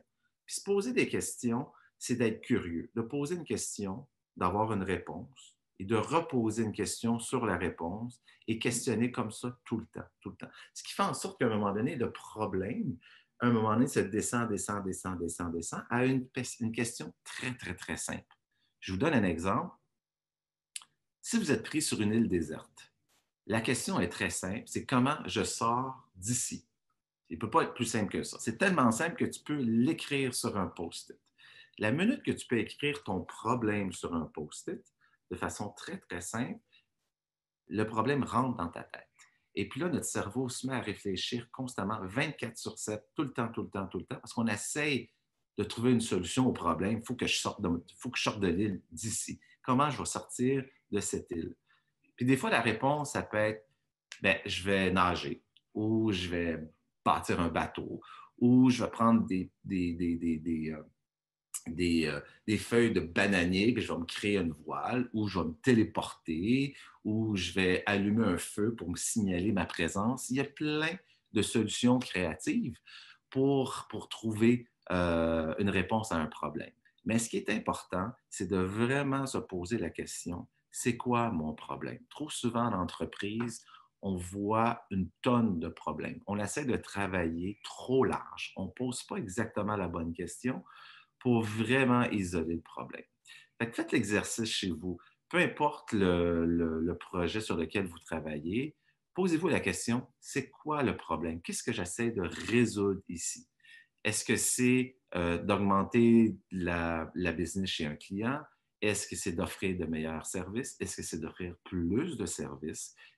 Comment j'aide mon client à se transformer? Ce sont tous des questions que vous devez vous poser. Puis faites l'exercice de l'écrire, prendre le temps de l'écrire. Et s'il vous plaît, faites pas une présentation PowerPoint de 66 pages pour essayer d'expliquer c'est quoi le problème. Le problème peut s'écrire facilement sur un post-it, puis une fois qu'on l'a, là, on se met à le travailler. Puis moi, ce que je fais souvent, c'est qu'une fois que je l'ai sur mon petit post-it, ben, je le colle dans mon bureau, à côté de mon ordinateur. Puis sans m'en rendre compte, là, mon cerveau, il travaille toujours pour essayer de trouver une solution à mon problème. Alors, une fois qu'on a quelque chose dans notre tête, notre cerveau n'arrêtera pas de travailler. Je ne sais pas si vous vous rappelez, lorsque vous étiez au cégep ou à l'université, le premier cours, on rentre dans la salle de cours et puis le professeur nous donne son plan de cours, puis on sait qu'à la mi-session, on a un travail de 25 pages à remettre. T'sais. On le sait que c'est un problème, c'est dans notre tête. Là, mais si on ne l'adresse pas un petit peu à tous les jours, on n'est pas capable d'arriver la veille puis de sortir le travail, il n'y aura rien de bon là-dedans. C'est exactement ça. Ça, c'est un problème, on l'a, on l'écrit, on le place, puis on le travaille un petit peu à tous les jours. Mon deuxième truc, do with purpose. Donc, c'est faire les choses avec une intention très saine. Pour moi, c'est une valeur qui a changé, en fait, qui a pris une grande dimension depuis quelques mois. Je pense que c'est important de tout ce qu'on fait. On doit le faire avec une certaine vélocité, une certaine conviction, mais il faut le faire aussi avec une vision, avec quelque chose qui est capable de rattacher les gens dans une vision, un point commun, qui fait du sens. C'est un partage de valeurs qu'on doit avoir auprès de notre équipe. Tout bon leader en création doit partager sa vision auprès de son équipe, de faire en sorte qu'on embarque ensemble. Moi, lorsque je travaille avec mes créatifs, bien, la première chose que je veux faire, c'est les inspirer par mon leadership. Puis mon leadership, pour moi, c'est vraiment de donner une vision claire, d'anticiper quel va être le futur, puis comment on va changer les choses. Parce que vous savez, la création, ce n'est pas quelque chose de tangible. C'est quelque chose qui vit un petit peu dans l'éther. C'est quelque chose qui n'est pas concret comme un bilan financier ou un chiffre en bas d'une ligne. La création, c'est des idées qui vont peut-être arriver dans le futur, mais on ne le sait pas. On va travailler fort pour que ça arrive. Puis, on va tout faire, mettre en branle le projet, mais on ne sait pas sur quelle forme ça va prendre au final. T'sais. Mais ce qui est important, c'est de le faire avec des bonnes valeurs. Puis de plus en plus, dans les derniers mois, on s'aperçoit que les valeurs qu'on transmet auprès de nos équipes, auprès de notre entreprise, l'image de marque de notre entreprise a doublé au niveau de la valeur. Les gens ne sont pas dupes. Ils veulent avoir un engagement social, quelque chose qui est constructif, quelque chose qui est capable de bâtir et faire du bien. Alors, moi, je vous dis, faites vos projets, faites-le avec beaucoup d'enthousiasme, mais surtout, faites-le avec une intention. Puis de partager vos valeurs de façon très claire, c'est important parce que vous allez bâtir une communauté alentour de votre projet. vous allez voir que soudainement, vos employés ne seront plus des employés. Ils vont devenir des collègues de travail, puis vous allez bâtir une communauté avec pleine d'énergie alentour de vos buts communs. C'est la même chose avec vos clients. Regardez vos clients comme étant des partenaires qui font partie de votre communauté, qui font partie d'un échange de valeurs, puis vous voulez faire les mêmes choses ensemble. Très facilement, vous allez voir comment vous allez bâtir de la business comme ça, comment il va y avoir un lien de confiance, comment il va y avoir des échanges. Soudainement, les présentations ne seront plus des présentations, ça va être des sessions de travail avec vos collègues. Et puis, tranquillement, pas vite, vous allez bâtir quelque chose qui est beaucoup plus gros que vous avez réalisé au départ. Le troisième. Le confort. Je dis toujours « Comfort is a cozy enemy ». C'est tellement une phrase connue chez Sidley que j'en ai même fait des sweatshirts, des gros sweatshirts, des gros hoodies chez Sidley, super comfy. C'est marqué dessus « Comfort is a cozy enemy ». Parce que je crois fortement que lorsqu'on est dans notre zone de confort, bien, on est bien. On fait les choses comme les choses allaient avant, puis on fait de la business, on fait de l'argent, puis tout roule. Mais c'est très dangereux parce qu'on n'est pas porté à se réinventer, on n'est pas porté à voir de l'avant. Et puis là, depuis 6 mois, bien, on s'aperçoit que tout doit changer, que soudainement, tous nos modèles économiques, notre façon de faire des affaires, tout a changé. Alors, il faut se sortir de notre zone de confort. Alors, qu'est-ce que ça a fait? Il y a des gens qui étaient très, très à l'aise de se sortir et ils disaient « Enfin, on fait quelque chose ». Il y a d'autres gens qui n'étaient pas tellement à l'aise. Ça a créé des tensions psychologiques, des tensions familiales, des tensions d'affaires, d'insécurité. Tout ça, c'est normal. C'est très inconfortable au départ de se sortir de sa zone, mais à un moment donné, on se sent à l'aise. On prend nos aises. On commence à comprendre « OK, c'est différent, mais tu sais quoi?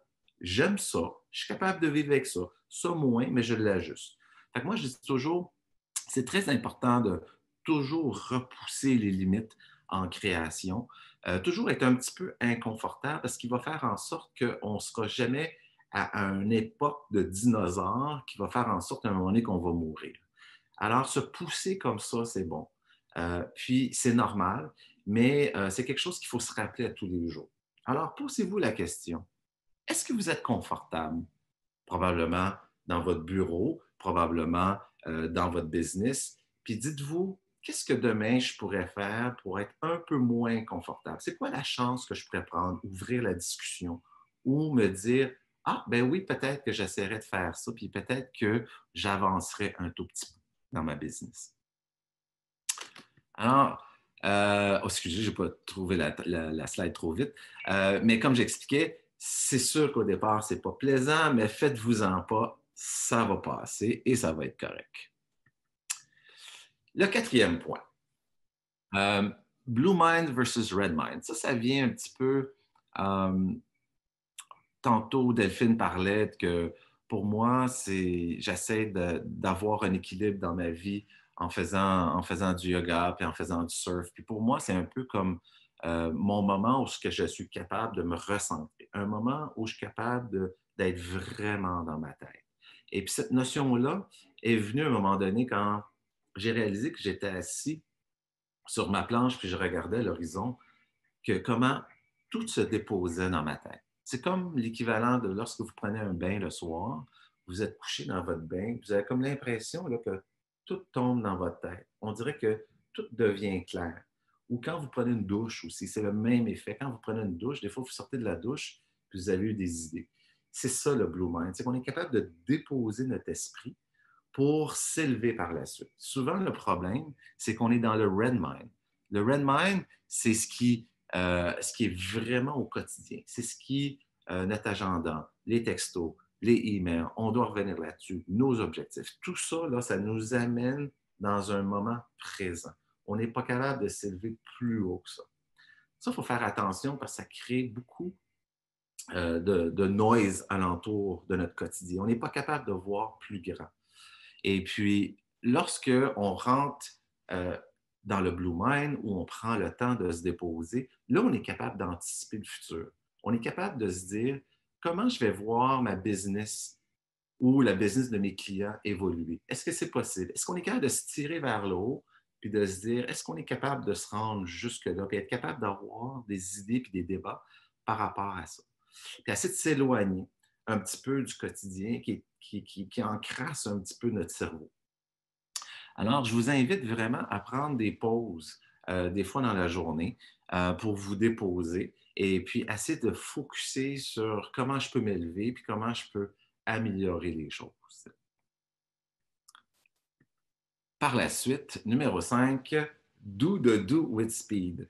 Ça, c'est drôle parce qu'à un moment donné, à l'agence, à un moment donné, on est dans la création, on a des idées, puis ces choses-là. Puis moi, je dis toujours à mes équipes, OK, now, let's do the do. En voulant dire, là, il faut faire. Il faut faire. C'est en faisant qu'on voit des choses. C'est en faisant qu'à un moment donné, on avance. Puis mon associé disait dans le passé, c'est en gossant qu'on devient gosseron. Il a tout à fait raison, parce que c'est en faisant des choses qu'on réalise comment notre projet peut prendre forme. Ce qui est important, c'est de le faire avec rapidité.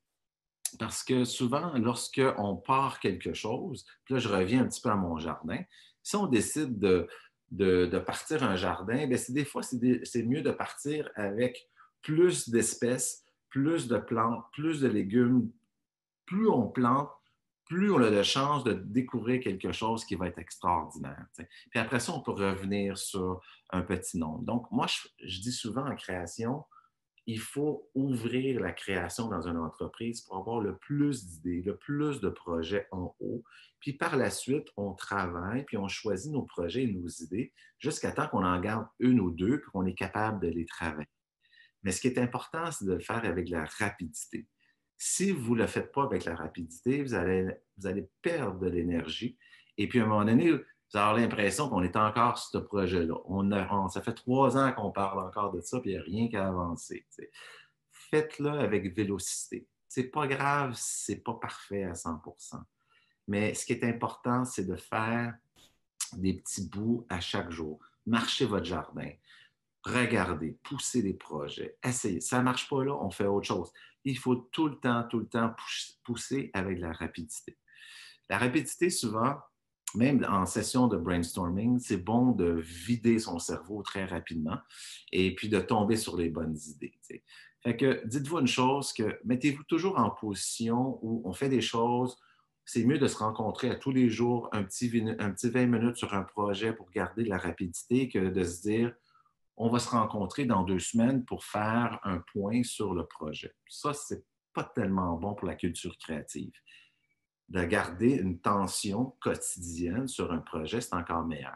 Faites-vous des petits rendez-vous Zoom. Vous n'êtes pas obligé de faire des grands meetings de 3-4 heures qui vont nous tuer, mais des petits meetings, 20 minutes des fois, puis ça fait la job. T'sais. Numéro 6. Look the other way. Moi, ce que je dis par rapport à ça, c'est que souvent, la vérité se trouve à l'opposé. Et puis, souvent, lorsqu'on travaille, spécifiquement dans une industrie, on regarde toujours dans la même direction, dans la même lunette. C'est normal parce qu'on est dans une industrie, nos collègues de travail regardent dans la même direction, nos compétiteurs regardent dans la même direction. Mais faites l'effort, des fois, juste d'arrêter un projet et de dire, OK, faisons un 180. Regardons voir qu'est-ce qu'il y a à côté. Si on faisait ça, ça donnerait quoi? T'sais? Juste l'exercice de prendre le temps de regarder de l'autre côté, vous allez probablement trouver des solutions créatives qui peuvent être extrêmement intéressantes pour votre entreprise. La majeure partie des entreprises qui ont du succès ont regardé à un moment donné de l'autre côté. Que ce soit avec le Cirque du Soleil, lorsque Guy s'est dit, ben, tout le monde fait des cirques avec des animaux, moi je vais faire du cirque avec des humains. Airbnb, tout le monde dit, bon, moi je vais réinventer l'industrie de l'hôtellerie, on va offrir les maisons des gens. Ou Uber, ben, le taxi est comme ça, ben, nous autres, on va faire le taxi de l'autre côté. À toutes les fois qu'on regarde de l'autre côté, c'est sûr qu'on va trouver une solution créative intéressante. Et puis, ce qui est important, quand on regarde de l'autre côté, bien, on réalise que dans notre jardin, bien, on n'est pas obligé seulement de planter du blé d'Inde.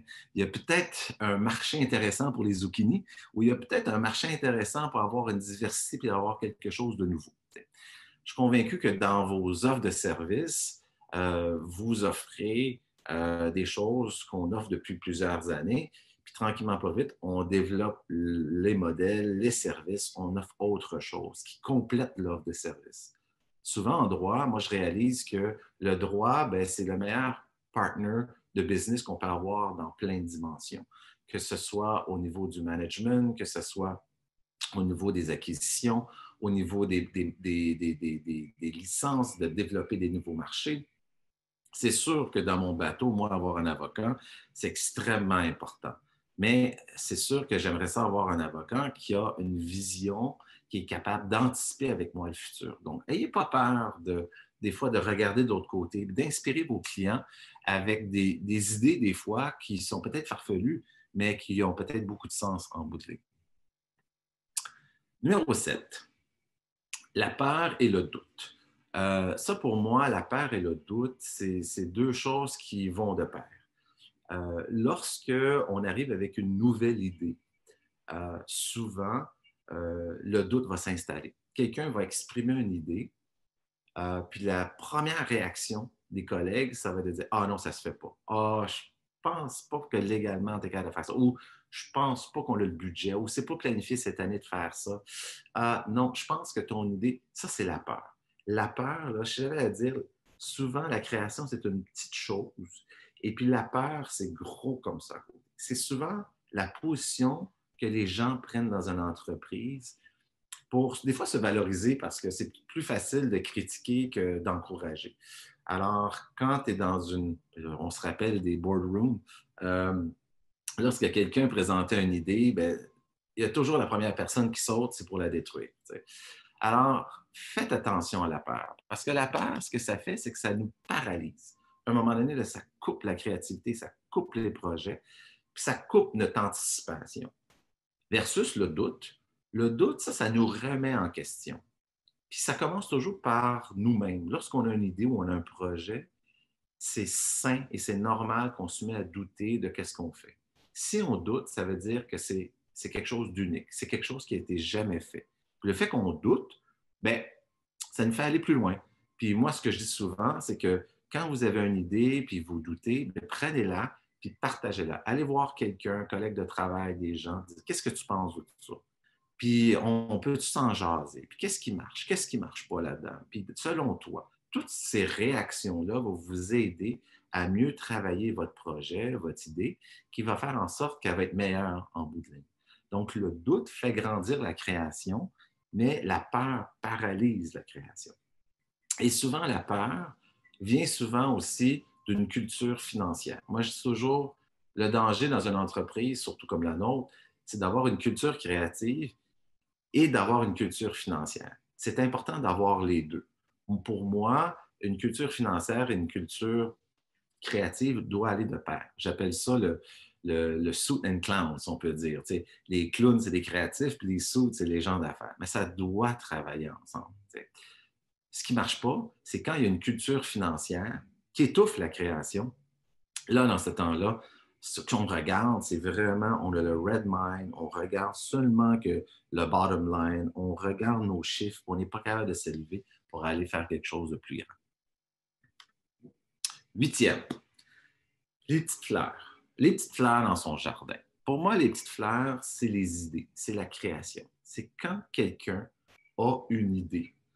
Vous devez tout arrêter. Vous devez arrêter, prendre le temps d'écouter l'idée. Moi, souvent, quand j'étais dans mon bureau, en plein milieu de l'agence, souvent, les gens rentraient dans mon bureau et disaient « Hey, Phil, as-tu 2 minutes? Je vais te montrer quelque chose. » J'arrêtais tout. Il n'y avait pas question de dire « Excuse-moi, je suis sur un meeting, je te reviens. » Quand quelqu'un voulait me parler d'une idée, je lâchais mon ordinateur, je me déplaçais au bout du bureau, je me mettais au coin, kitty corner, puis j'écoutais la personne. Je prenais le temps d'écouter son idée. Parce que des fois, ces petites fleurs-là, souvent, sont très, très fragiles. Et puis, on a tendance souvent à piler dessus. On marche dans le jardin, on ne s'en rend pas trop compte. On pile sur toutes les bonnes idées au travers de notre jardin, ce qui fait qu'un jour, notre groupe n'a plus le goût de pousser. On n'a plus le goût d'avoir des idées parce qu'on sait qu'anyway, on va se faire piler dessus. À l'inverse, si vous prenez ces petites fleurs-là, vous les entourez, vous leur parlez un petit peu à tous les jours, vous mettez de l'eau, vous portez attention, vous êtes généreux avec ces petites fleurs-là, vous allez voir en sorte que ces petites idées-là vont grandir à l'intérieur de votre business. Mais encore là, c'est de l'attention que vous devez donner. C'est de l'écoute, puis d'être vraiment actif par rapport à ça. Alors, comme je dis toujours, les projets, les idées, ça leur demande vraiment une attention quotidienne jusqu'au jour qu'ils deviennent grands, qu'ils puissent prendre un envol. T'sais.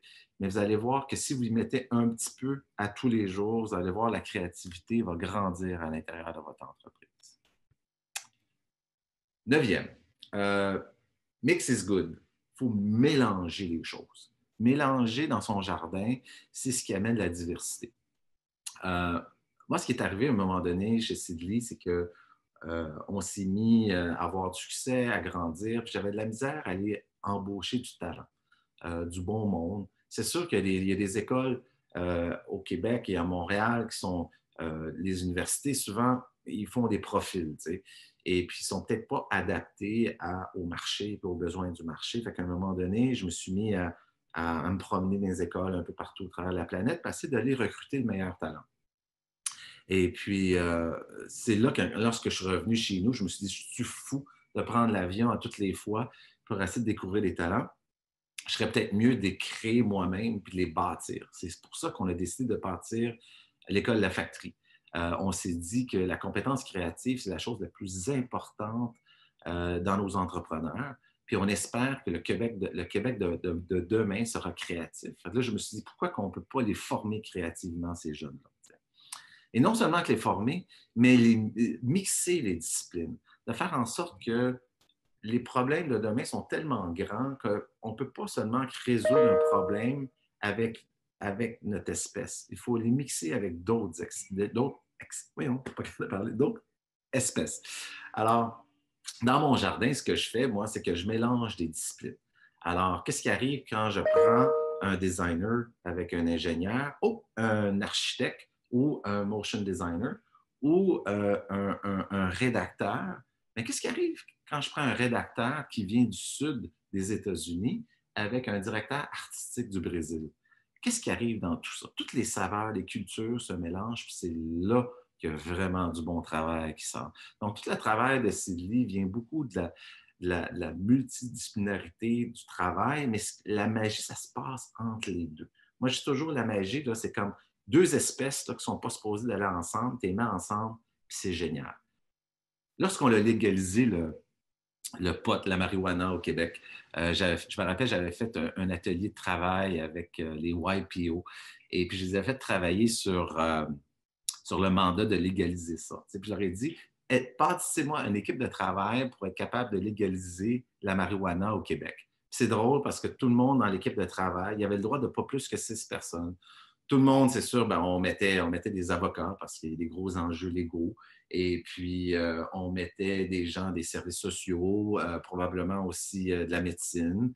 Puis là, à un moment donné, je regardais ça et je dis, vous n'avez jamais pensé à inviter quelqu'un du crime organisé comme un Hells Angel ou un revendeur sur le coin de la rue pour en apprendre un peu plus de comment ça se passe, ces choses-là? Là, tout le monde était surpris.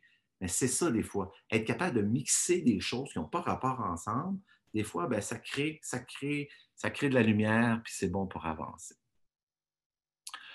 Alors, numéro 10. Là, je parle, je ne regarde pas trop, là, puis je vois que ça flaire. Mais numéro 10, le dernier, de toujours jouer. Pour moi, la notion de jouer et avoir du plaisir, comme Delphine disait en entrée, moi, je crois qu'on est capable de bâtir de grandes choses avec du plaisir, avec de l'amour. On est capable de réaliser des grands projets en s'amusant. Si on travaille dans le stress, dans le noir, dans toujours la peur, c'est pas comme ça qu'on va être capable de réaliser des grandes choses. Pour être capable de jouer comme on était des jeunes enfants. Quand j'étais jeune, je m'installais dans la cave chez nous, je vidais ma grosse boîte de Lego. Puis là, je m'amusais pendant des heures à créer des choses, à bâtir des camions, des maisons. Des fois, je partais, puis mon intention, c'était de bâtir un auto de course, mais finalement, ça finissait en auto-hélicoptère. Je n'étais pas trop sûr. Puis là, je me suis dit, ça serait peut-être le fun de bâtir un garage pour mettre ça dedans, mais finalement, ça finissait dans une tour. Alors, toute cette notion-là du chaos, de jouer, n'ayez pas peur d'embrasser ça dans votre culture d'entreprise, parce que c'est comme ça que les accidents arrivent, avec du plaisir. Souvent, les grandes choses ont été créées justement par le plaisir de jouer, d'être capable de se donner au chaos, puis laisser des choses arriver. Après ça, on va les organiser, c'est normal, mais il ne faut pas avoir peur de ça. Parce que souvent, dans une entreprise, le fait de jouer, de rigoler, de déconner, comme on dit, souvent, c'est mal vu. Mais c'est à l'inverse. Il faut avoir ces moments-là. C'est une soupape, c'est bon pour la créativité, il faut les encourager. Alors, on a appris ça, nous autres, dès le début, lorsqu'on était à l'école. Moi, je suis parti de ma cave avec mes Legos, puis je suis rentré au primaire, tous les bureaux cordés avec le professeur en avant. Il n'y avait rien de fun là-dedans. Et puis, c'était la performance, puis il fallait étudier tout le temps. Puis, moi, j'avais énormément de misère à apprendre dans ce contexte-là parce que j'avais un déficit d'attention. Je suis dyslexique. Fait que je mélange les choses. Fait que ça ne pouvait pas marcher. Alors, on m'a éteint de fun. On a éteint la curiosité des gens. Alors, il ne faut pas faire ça. Dans une entreprise, faites pas comme vous avez appris à l'école.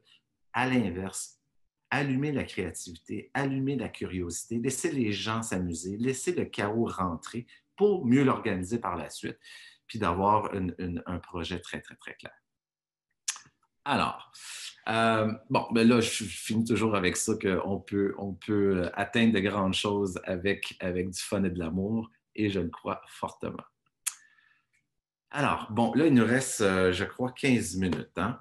Alors, mais je veux absolument vous parler, je sais qu'il va y avoir des périodes de questions, mais je vais vous parler du credo de création de chez Seedly, parce que pour moi, avoir un credo de création, c'est organiser le chaos. Pour moi, c'est à un moment donné, j'ai arrêté. Ça faisait 25 ans qu'on faisait du travail. Puis je me suis enfermé dans une grande pièce. J'ai regardé toutes les choses qu'on faisait, puis je me disais, qu'est-ce qui est unique dans ce qu'on fait? Qu'est-ce que je peux créer pour aider les gens à organiser le chaos, puis d'avoir vraiment une bonne paire de lunettes pour que tout le monde puisse penser pareil? Puis je suis tombé sur ce que j'ai appelé le credo de création de Seedly. C'est une paire de lunettes, en fait, pour regarder le travail, pour être capable d'anticiper le futur. Alors, je vous le partage rapidement. Donc, il y a quatre piliers dans mon credo de création. Le premier qui est le contexte. Le deuxième, c'est briser les règles. Troisième, c'est comment on est capable d'amener de l'art, de l'émotion dans le travail, dans tout ce qu'on fait. Puis le quatrième, c'est comment ça peut devenir un influenceur dans la culture du projet. Alors, la première chose, c'est le contexte. Moi, je pose toujours la question, lorsque j'ai le chaos de création devant moi, la première question que je pose, quel est le contexte? Dans quoi on vit? Si on a une idée, l'idée peut être excellente, mais si elle n'est pas placée dans un bon contexte, elle peut être désastreuse.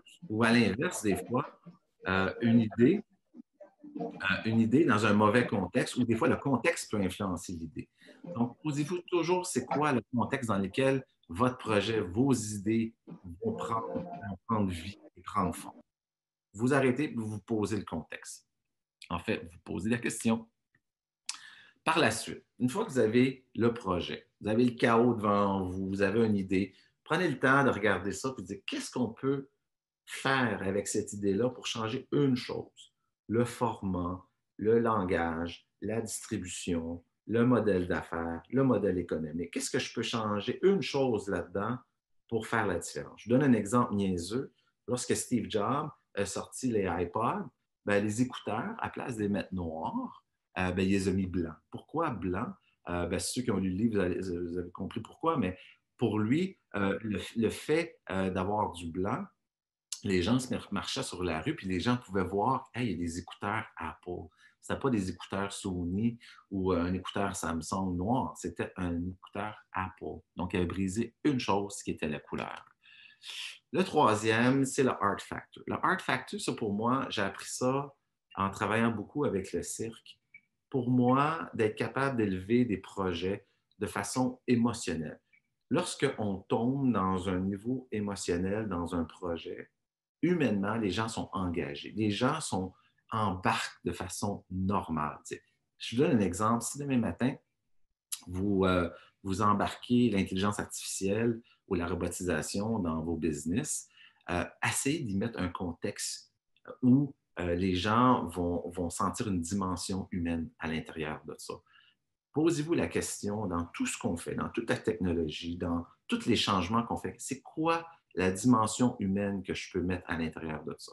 C'est sûr que c'est le fun d'avoir un système automatisé de répondeurs dans nos bureaux et qui dit bienvenue à tel bureau, pesez sur le 1, pesez sur le 2, mais posez-vous la question, peut-être que ça valait la peine d'avoir un humain qui répond encore au téléphone, qui après ça vous achemine après ça à des services par la suite.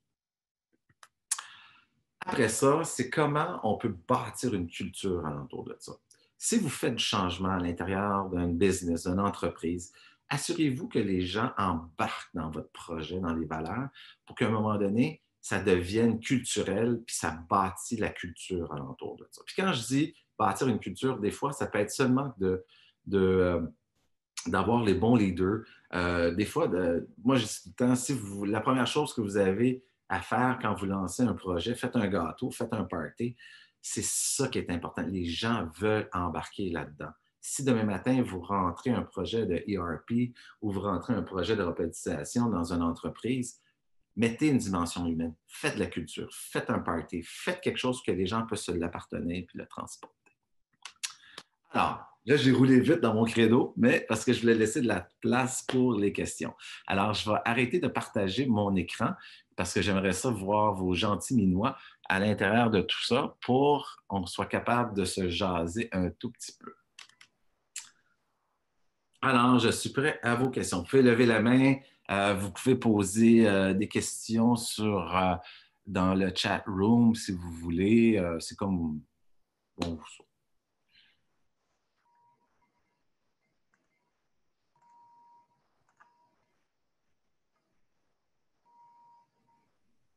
Ah, merci, vous êtes gentil, vous êtes gentil. Mais...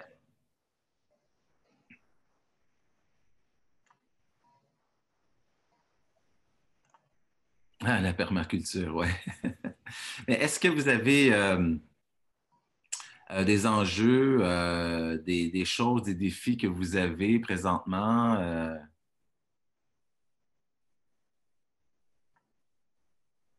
Là, je suis déçue parce que vous n'avez pas beaucoup de questions. Ça, c'est pas bon. Moi, je vais poser une question, Philippe. C'est bon, vas-y. Bon, déjà, merci beaucoup. C'est toujours très inspirant de t'écouter.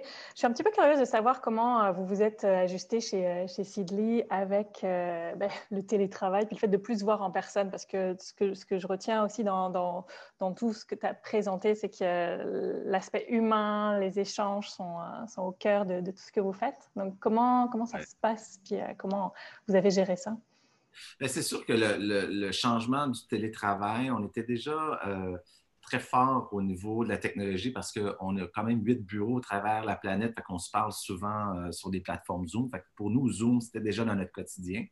Puis partager des documents, que ce soit sur des plateformes comme Google Slide ou Keynote Collab, ces choses-là, toute cette partie-là existait déjà. Ce qui était difficile, c'est que les gens se manquaient. Humainement, les gens avaient le goût de se voir parce que souvent dans un projet, on se ramasse dans un espace, on a de la créativité, on met des choses sur les murs, puis à un moment donné, il y a un non-senti qui se passe. Puis à un moment donné, on est capable de venir saisir les idées, puis on est capable après ça de les relancer puis de les retravailler. Ça nous manque beaucoup, ça. Alors, c'est sûr qu'on est beaucoup plus efficace, mais on manque cette magie-là. Et puis, on est en train de repenser nos bureaux de la place Ville-Marie parce que vous savez qu'on va être en bas à la place Ville-Marie. On ne sera plus dans les ascenseurs en haut pour déranger tout le monde avec nos lunchs. Donc, on va être en bas. On essaie de repenser nos espaces de bureau justement pour être capable d'avoir des espaces où les gens peuvent venir collaborer à distance, un petit groupe, et puis pour être capable de sentir ça. Moi, je crois qu'on est capable de bâtir quand même une culture d'entreprise à distance. Je crois que ça se fait. Mais c'est difficile lorsqu'on a une culture d'entreprise qui date de 28 ans. Après ça, tomber là-dessus, c'est sûr, c'est difficile, ça nous manque beaucoup. Mais je pense qu'il y a des façon de faire, on est capable de s'en sortir puis de quand même bien travailler. Mais de faire des petits zooms, ça, c'est la clé. Pas des grands zooms. Effectivement. On a une question, je vais te laisser peut-être la lire. Oui.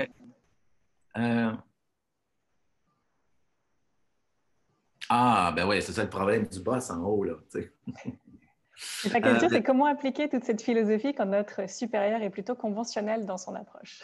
Oui, bien, c'est sûr qu'il y a beaucoup de gens qui sont conventionnels, c'est vrai. Mais des fois, moi, ma meilleure chose, c'est que invitez-les dans votre party. Dans le sens que invitez les personnes qui sont les plus réfractaires à vos idées, à participer aux idées. Laissez-leur de la place, le confort. Souvent, ces gens-là, ce sont des gens très, très créatifs et ils aiment se faire stimuler intellectuellement. Mais souvent, ils se sentent mal à l'aise. Mais si tu leur donnes un contexte dans lequel on les invite, faites pas des présentations, faites pas des « Ah, là, il faut présenter au grand boss » ou des... Faites pas ça. Ayez des petites rencontres quotidiennes, faites des invitations, encouragez-les. Si cette personne-là a une bonne idée, bien, dites-lui que c'est une bonne idée. Mais si c'est une bonne idée, c'est pas une bonne idée, il faut dire que c'est pas une bonne idée, mais c'est important de vraiment de les rapprocher de nous. Moi, je dis toujours en création, closer to your enemy, là, ça, c'est très important. C'est arrivé souvent à nous où il y avait des clients qui étaient réfractaires. À toutes les fois que les créatifs rentraient dans le meeting, ils étaient stressés. Je dis, faites l'inverse. Invitez les clients à l'agence le matin. On prend un petit café. Puis vous ne leur dites pas que c'est une présentation. Vous les invitez, vous mettez tout le travail sur le mur, les petits cafés, des croissants. Puis vous leur dites, bon, on en jase aujourd'hui. Dites-moi ce que vous en pensez. Vendez pas l'affaire. Il ne faut pas vendre la patente. Il faut se mettre dedans. Je ne sais pas si ça peut vous aider. Est-ce toujours nécessaire de créer une culture d'entreprise, surtout pour des avocats qui travaillent seuls? C'est sûr que je pense que c'est important de créer une culture d'entreprise lorsqu'on est en groupe. Lorsqu'on est seul, comme travailleur autonome, je pense qu'on peut se cultiver aussi une façon de faire. Moi, je pense que vous allez être des meilleurs avocats, des meilleurs partenaires d'affaires si vous avez une approche qui est unique.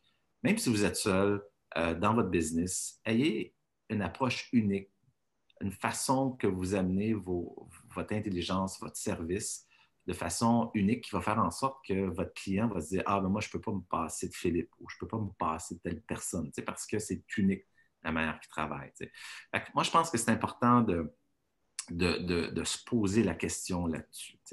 Et puis souvent, on oublie ce petit détail-là, mais ce qui va faire en sorte que les gens, oui, vous achètent pour votre compétence et votre service, mais les gens vous achètent aussi en tant qu'humain, en tant que personne aussi, pour vous faire confiance. C'est très, très important.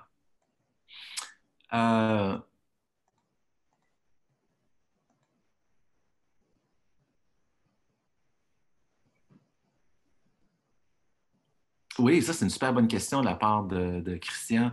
Est-ce que c'est bon d'entretenir le doute sous forme de questions? Ça, c'est très bon parce que dans une conversation, dans une présentation, la personne qui vous présente quelque chose, ben, elle n'a pas la science infuse, ben, elle n'est pas au bout de la solution.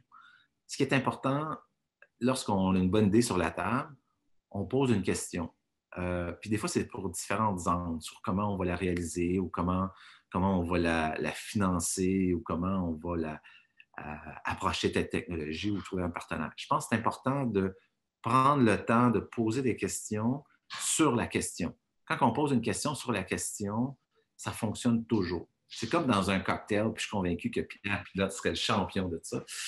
Dans un cocktail, si tu rencontres des gens, quelqu'un de nouveau, la personne, tu lui poses une question, elle te répond, et puis toi, tu reposes une question sur sa réponse. Vous allez rouler comme ça pendant 20 minutes, puis au bout de 20 minutes du cocktail, ils vont te dire « Hey, es-tu fin, Pierre? Hein? Quel gars extraordinaire! » C'est qu'ils n'ont pas réalisé qu'ils ont parlé d'eux-mêmes pendant 20 minutes, t'sais. Puis que vous avez seulement stimulé des conversations au travers de ça. T'sais. Fait que oui, c'est important de poser des questions là-dessus. Après ça, il n'y a plus d'autres questions. Bon. Alors, si vous n'avez pas d'autres questions, moi, je pense que notre temps, nous autres, il nous reste quoi, 4 minutes environ? Oui, on est pas mal dans le timing. C'est parfait. Moi, en fait, j'ai une question pour vous. Puis là, vous n'êtes pas obligé, vous pouvez me répondre par texte ou par caméra, là, mais est-ce que vous sentez que votre industrie est à risque présentement?